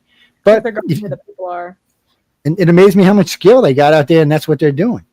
And then there's, of course, for both of y'all, There's a couple of gaming companies now that are hiring. Most of them start around $150,000 a year. And what they're doing is they're bringing in authors and illustrators and programmers to guide their AI. So they don't want to get rid of illustrators. They want to keep everybody because they don't want AI to cost them anybody their jobs. So what they do now is okay, they'll get the storyboard done, and then the authors will get the story done, and then the illustrators will get the storyboard done, and then the authors and illustrators are in charge of making sure that the AI does the story and the illustrations the way it was set up originally. And so you become like a supervisor instead of so you do your work, and then after that, every now and then you might have to do a change on something, and then you give it to the AI, and the AI mass produces it. And what the benefits to that is a game that used to take 3 to 4 years can be done in less than. That means a company can come down, they can still pay their people good, come down on the prices of the game, and produce more games. It's a night. If you're a gamer, it's a great thing. I don't game anymore, but if you're a gamer, but there's lots of stuff like that out there. And of course, there's always what my middle daughter used to do. She was I forgot what company she worked for. She was a graphic designer for GE, actually. She used to draw. She said, I got all this talent, and I'm drawing refrigerators and stoves. And she used to piss her off something fierce, but they were paying $2.25 a year. Plus she could go out and do her own stuff on the side. So I mean, can't really gripe about that, but that's what I'm saying. There's lots of opportunities, but I like freelancing. I always think it's the best way to go for most people, but that's me. Some people might like it different. And Robert's right. You get an agent. You can always make a lot of money if you got a good agent. It's and I'll tell you a little secret. I do have an agent for doing podcasts from where I'm guesting, not for me, but for when I'm doing guests. I got somebody who goes around because I don't have time to go looking at what I want to be on. He knows what I like to talk about. So, or like when I went to DC to give testimony, that's all stuff somebody else arranges. It's so those things all come in handy. It's a little bit at a time. I don't want to overwhelm you. Robert, you're going to be rich. Jody, you're going to be rich. Yeah, y'all can have a big. Don't forget John and I now. When you're on the red carpet, remember us, okay? Because we're going to want to interview. I know y'all. I know you'll be. One thing I'm curious about, because it's now July, and you were here in April. That's May, June, July. So it's been 3 months since you were here. So what right now, 3 months after the fact, settles in? Because the different people, when I asked them over the years, as it's been 10 years, 15, 20 years, like with Brittany, I asked her, and with, other judges who were winners 15, 20, 25 years ago, what do you remember now that sticks from when you were at the awards event and the workshop? So what stands out for you right now, Fred? What do I remember from the awards event? And from the week-long workshop, what stands out to you as the most significant? Well, from the awards event, it was the chance to give my speech, and then the chance to see Jordan take the big prize. Those were that's something I've never forgot how happy she was after everybody had been telling her, especially me, that she was going to win, and her kept denying it. Having that, and just seeing her like illuminate the entire theater with a smile and the glow. That's always good. And of course, you're getting a chance to meet, Larry David and Orson Scott Card, who are presenters there. The workshop, man, there's so much. Let's just off the top of my head, first of all the stories told by, oh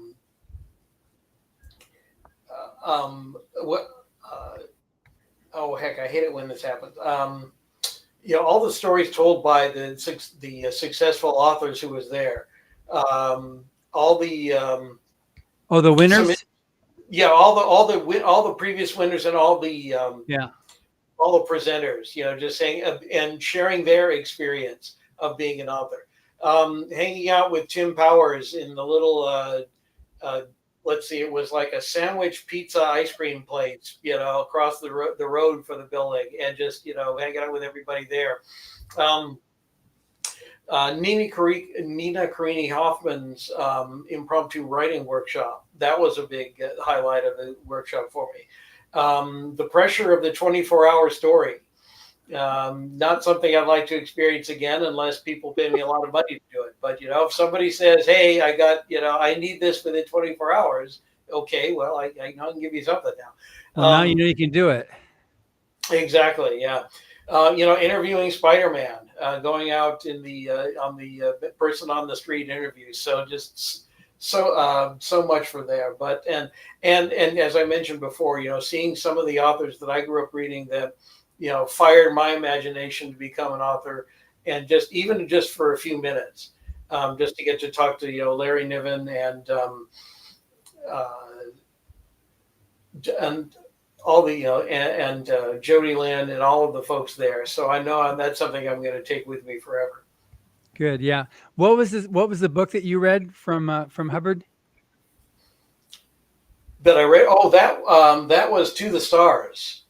Yeah, that's because I think I'm sorry. The book from Hubbard. That's actually what I think my favorite Hubbard is. What we actually read for the workshop was Typewriter in the Sky. Yeah, that's Tim's favorite. It was ahead of its time, really. It's like one of the first metafiction.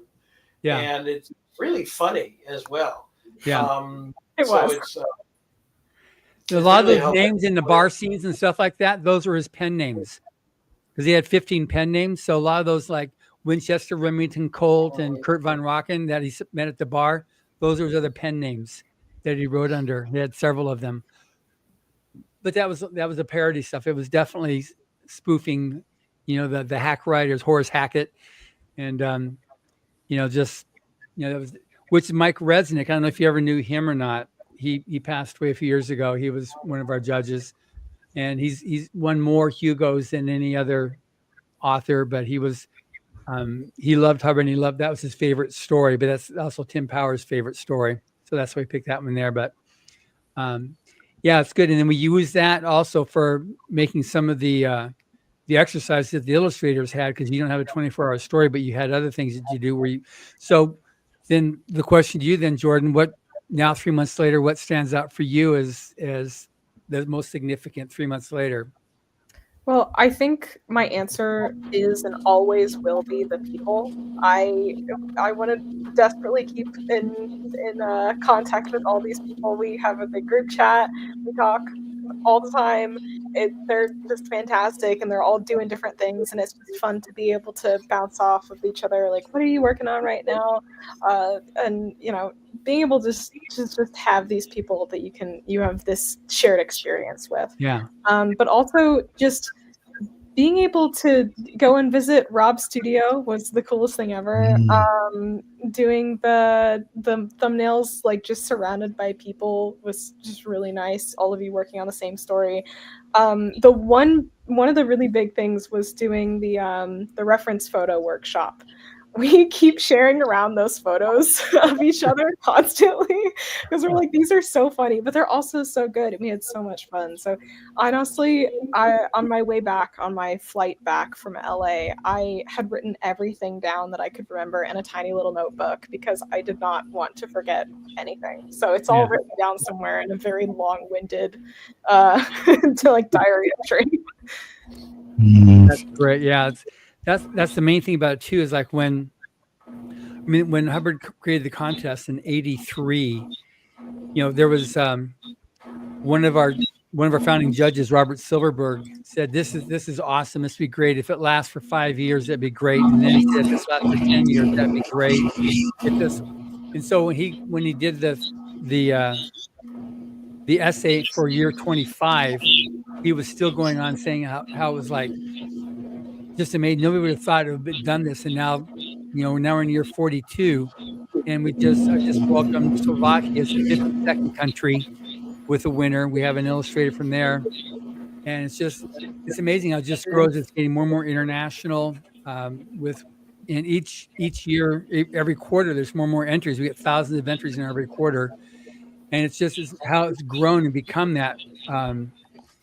It's like the benchmark for competitions, because there's nothing else like it. It's strictly blind judge. So there's no like, oh yeah, I'm the daughter of the king. What's happening there? I'm hearing all kinds of weird noises. So, but it's there's nothing else like that out there. So it really levels the playing field. And so we get so many other um, media supporting this thing right now. I had some great interviews in South Africa because it's such a major thing down there to have that opportunity where there's no opportunities, to make it internationally.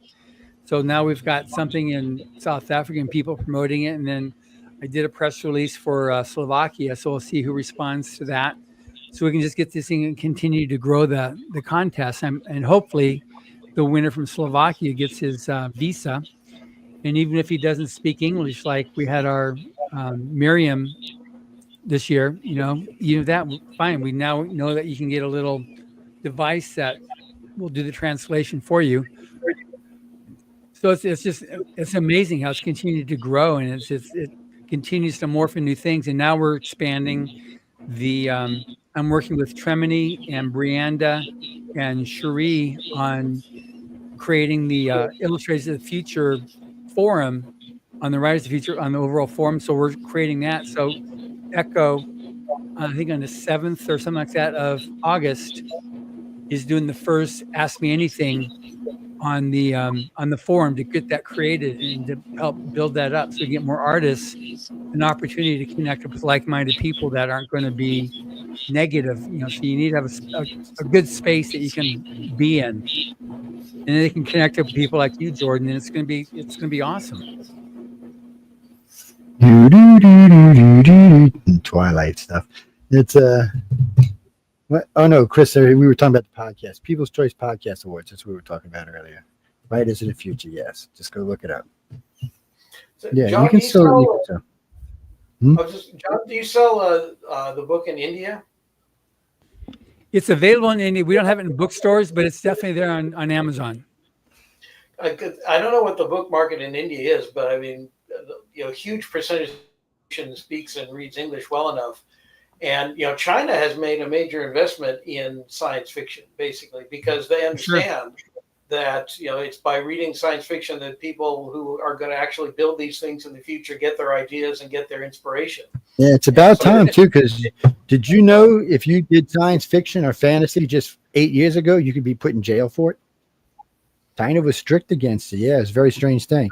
When we first got our China, we've had several illustrator winners from China. When we first got our service put in China, which is almost, it was before Xi Jinping. That's one of the things we were warned about, was using anything sci-fi or any type of fantasy, paranormal, anything like that. They were really hardcore against it, and then all of a sudden they just flipped. They went from one side, from hot to cold. And then they didn't seem to have Xi Jinping had a lot to do with that, though. He traveled, because before he was in there, we were actually in China before he was actually president. And then the only reason we got in there is because I had service in Hong Kong when England gave Hong Kong back to China. So the People's Republic Radio contacted us and said that as long as we didn't talk about these three subjects, which was, of course, their emperor at the time, and we were more than welcome to stay there. They actually put us on 40 different servers in their country. And in India, because of my other organization, ICAR, we have 16 directors there, which house about 14 servers there. For this matter of fact, I could tell you right now, you're probably being listened to at least 100,000 people over there right now. And it's everybody's growing and changing. But even India, not that long ago, was kind of iffy skiffy about sci-fi, which I can't understand, because when you read about their past, it looks kind of science fiction-y to me. I mean, I've it had looks three like guests aliens. I've had 3 guests on the podcast from India. The third one will be on in about a month. I recorded her a week ago, and it's interesting because her book here was all based in India with that whole mindset, and so I had to learn a lot about the history of India and how that worked at the end of the British rule and that whole thing there. So it was very, very interesting. But they're very much into reading and science fiction and fantasy. Yeah. So I've had 3 guests there on the podcast, Writers of the Future podcast, from India. I'm sorry, Mia just corrected me from she's in Beijing. She said it's been 18 years, Joe. I'm like, okay, calm down. 18 years. You're not getting a little forgetful. I'm getting old. We have a lot of listeners there, and it amazes me how many Chinese people speak good English. I mean, goody. Now they got heavy accents, but they speak a really good English. Well, you got a Correct heavy pronunciation. accent too, and that's the only Yeah, I'm a language. you speak. Kunas. That's a whole different thing. Kunasses are allowed to have accents. It's One of our last year winners, Barlow Crestmont, was and still is teaching English in China. Yeah. You know, it's funny because my wife's brother teaches English in China, and it's funny when he's here, he's teaching. He's also speaking. He teaches English to Chinese that come here too. It's kind of strange. But we've been involved with. We were trying to find out where's his website, and then Emily found him on IMDb, and he's like a movie producer. He's got like 18 credits to his name as a producer and director and an actor. It's like, holy moly! You know, I had no idea this guy here. You get, you know, Chinese got a lot of they're a lot of them want to be American to an extent, and then Chinese government, of course, doesn't want that, but they got a lot of good hard science going on in China right now. They just went to the moon.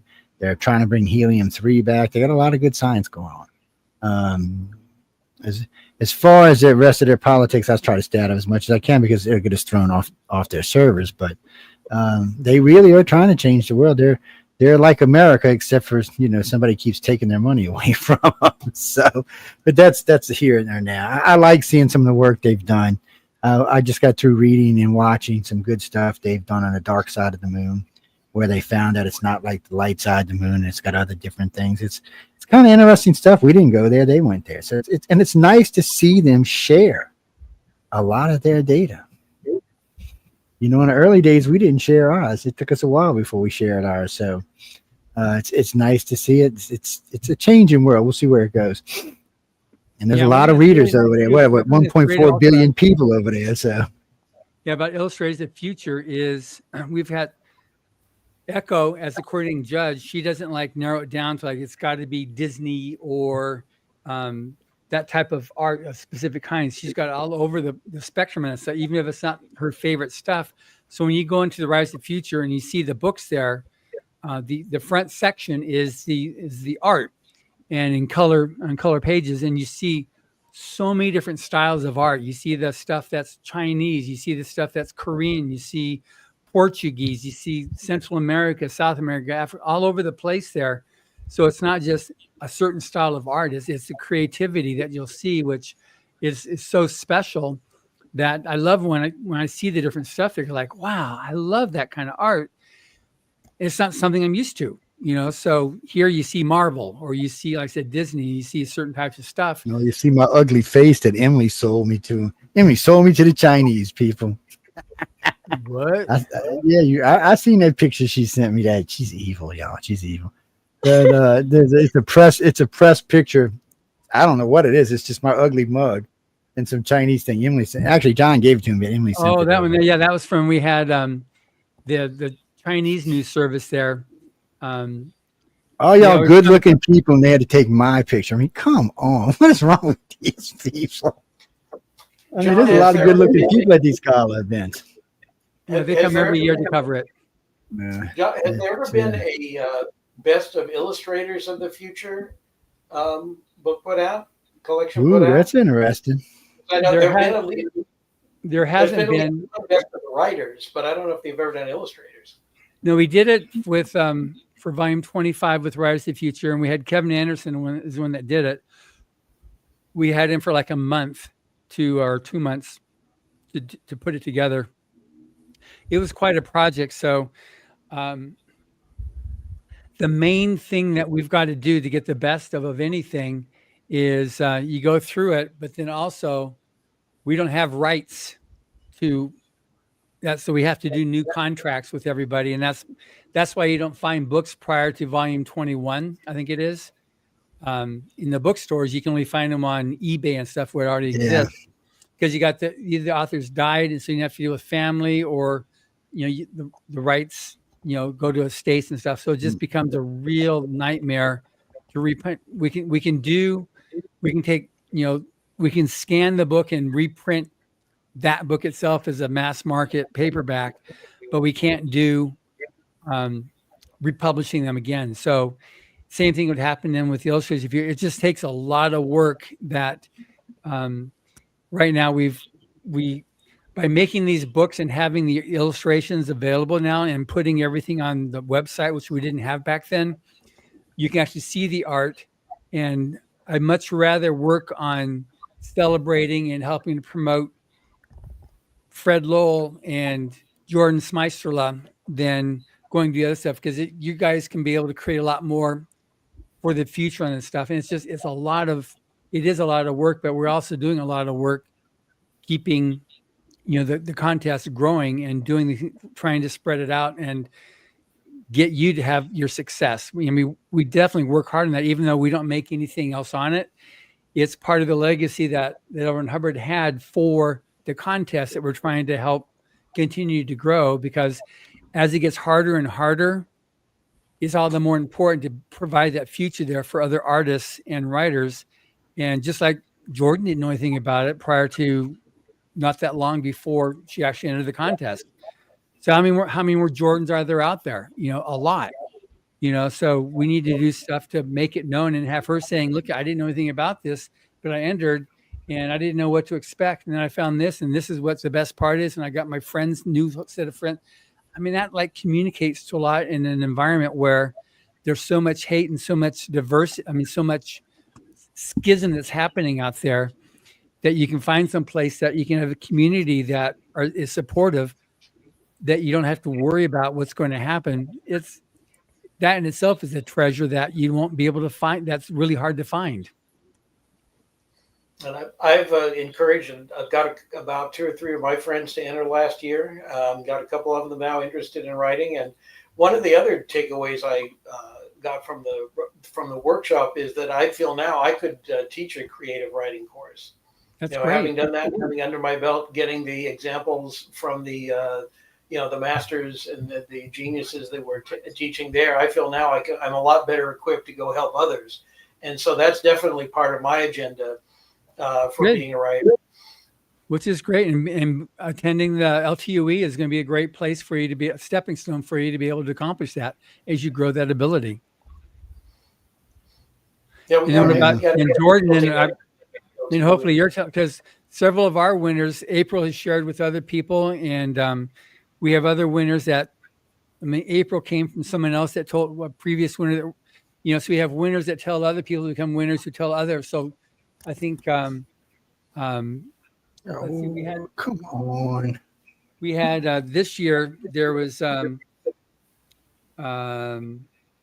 Haley was a third generation winner.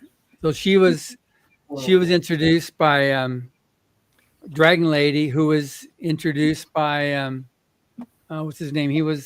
He's in Portland, I think, and he'll be at Dragon. He is in the panels quite frequently, but she's a third generation winner from a previous winner telling another winner, another winner type, as it just grows, which is way cool. Y'all better stop talking about April. Her head is already this big, man. She's got to turn sideways to get into the door.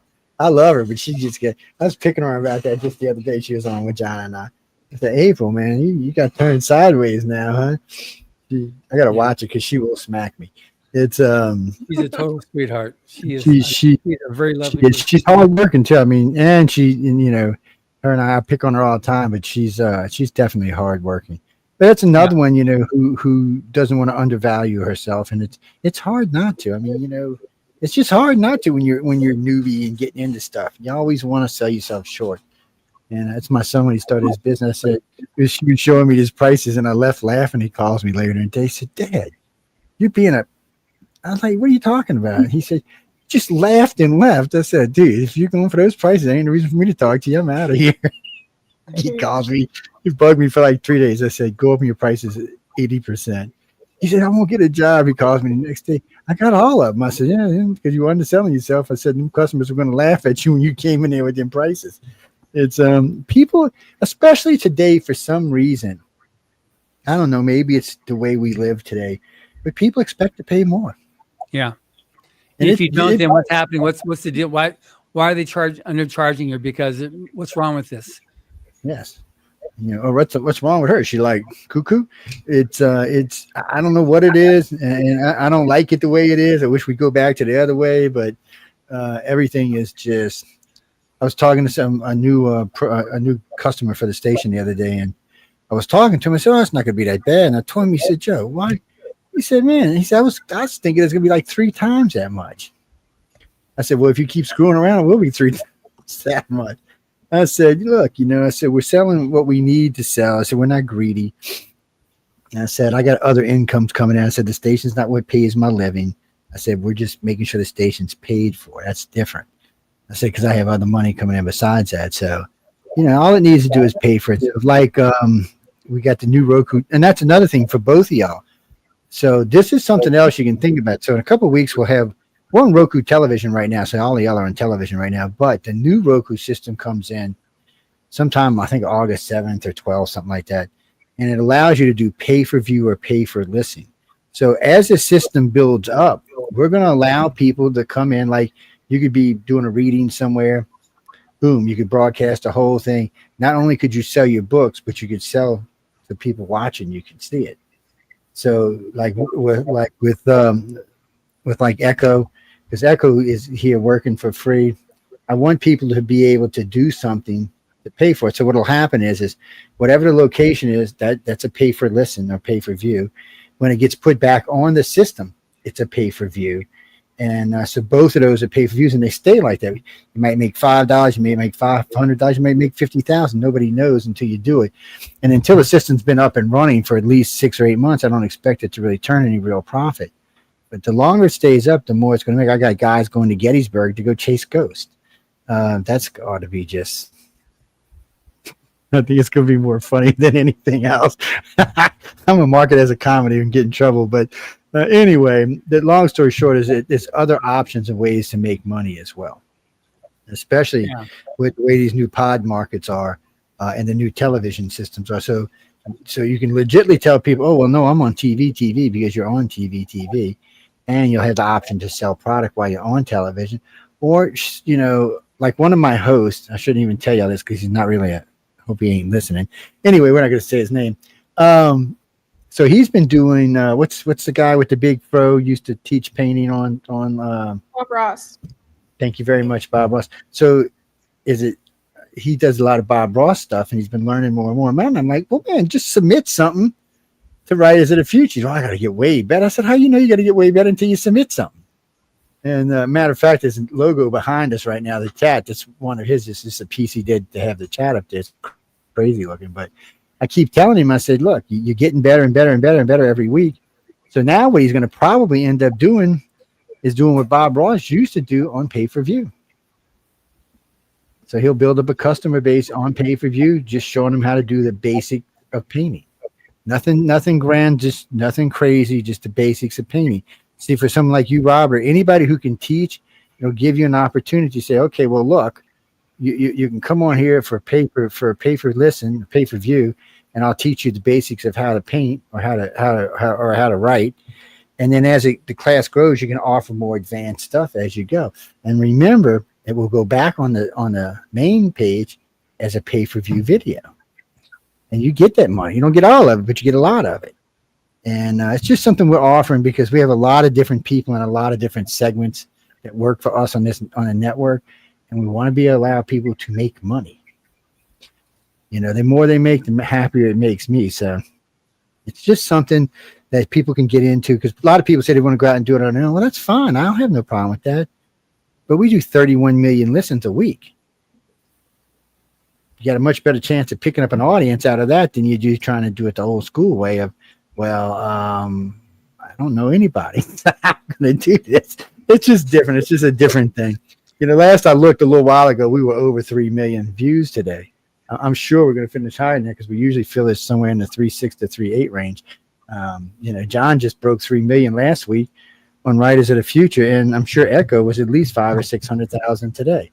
So those 3 shows, that's almost 7 million people viewing. And the show following this one, which is an insane show called The Chat, it's not a political show, it's just an insane show. They're going to have 4 million listeners. So that's over 10 million listeners on this one day. So if you're crisscrossing through the shows, it just weighs. I tell people in the chat, and anybody is invited to the chat, we tell people this all the time. We try not to ever talk politics because we don't want to damage someone's career because someone got on and said something about politics they shouldn't. So we try to keep it as much clean as possible. And if we don't, we let everybody know the days that we may like have some kind of politics on there. But most of the time, it's not politics. It's how can I say this nicely? Stupid stuff. And for some reason, people get the giddies and get to giggling like 5-year-olds. It's crazy. But there's 4 million people listening, so it's another venue to get your workout on. Yeah. You know, or you can come hang out for 15, 20 minutes. Hey, I just want to come by and show you all this today or talk about this for a few minutes. If you want to hang out, you can. You know, but we tell this to everybody because the show is really designed just for a bunch of people hanging out, having fun. It's like kind of being on accord with an audience is what it really is. Yeah. No, we got these guys. They're 5 minutes over what your schedule was, so we got to before Jordan rings off here. So how do people find you and find your beautiful art? Well, I am mostly on Instagram at Jordans_artistry. That's where I post all my stuff. And if you have any inquiries about jobs, if you would like me to do any sort of illustration work for you, I am also on LinkedIn looking for that stuff at Jordan Smajstrla.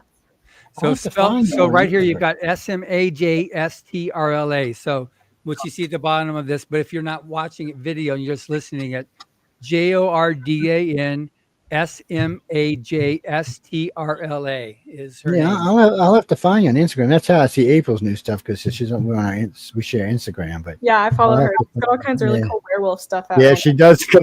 Something will come by. You're like, what the hell was that? It's just crazy. And then Fred, how do people find you? I'm at robertflowell.com, and I'm on Instagram as well as Robert F. Lowell Author. Same as on Facebook. I'll have to find you on my main Facebook. If they go to Facebook Amazon, they can find your books on Amazon, right? Because you're listed as an author. I have an author page on Amazon under my name. Yeah.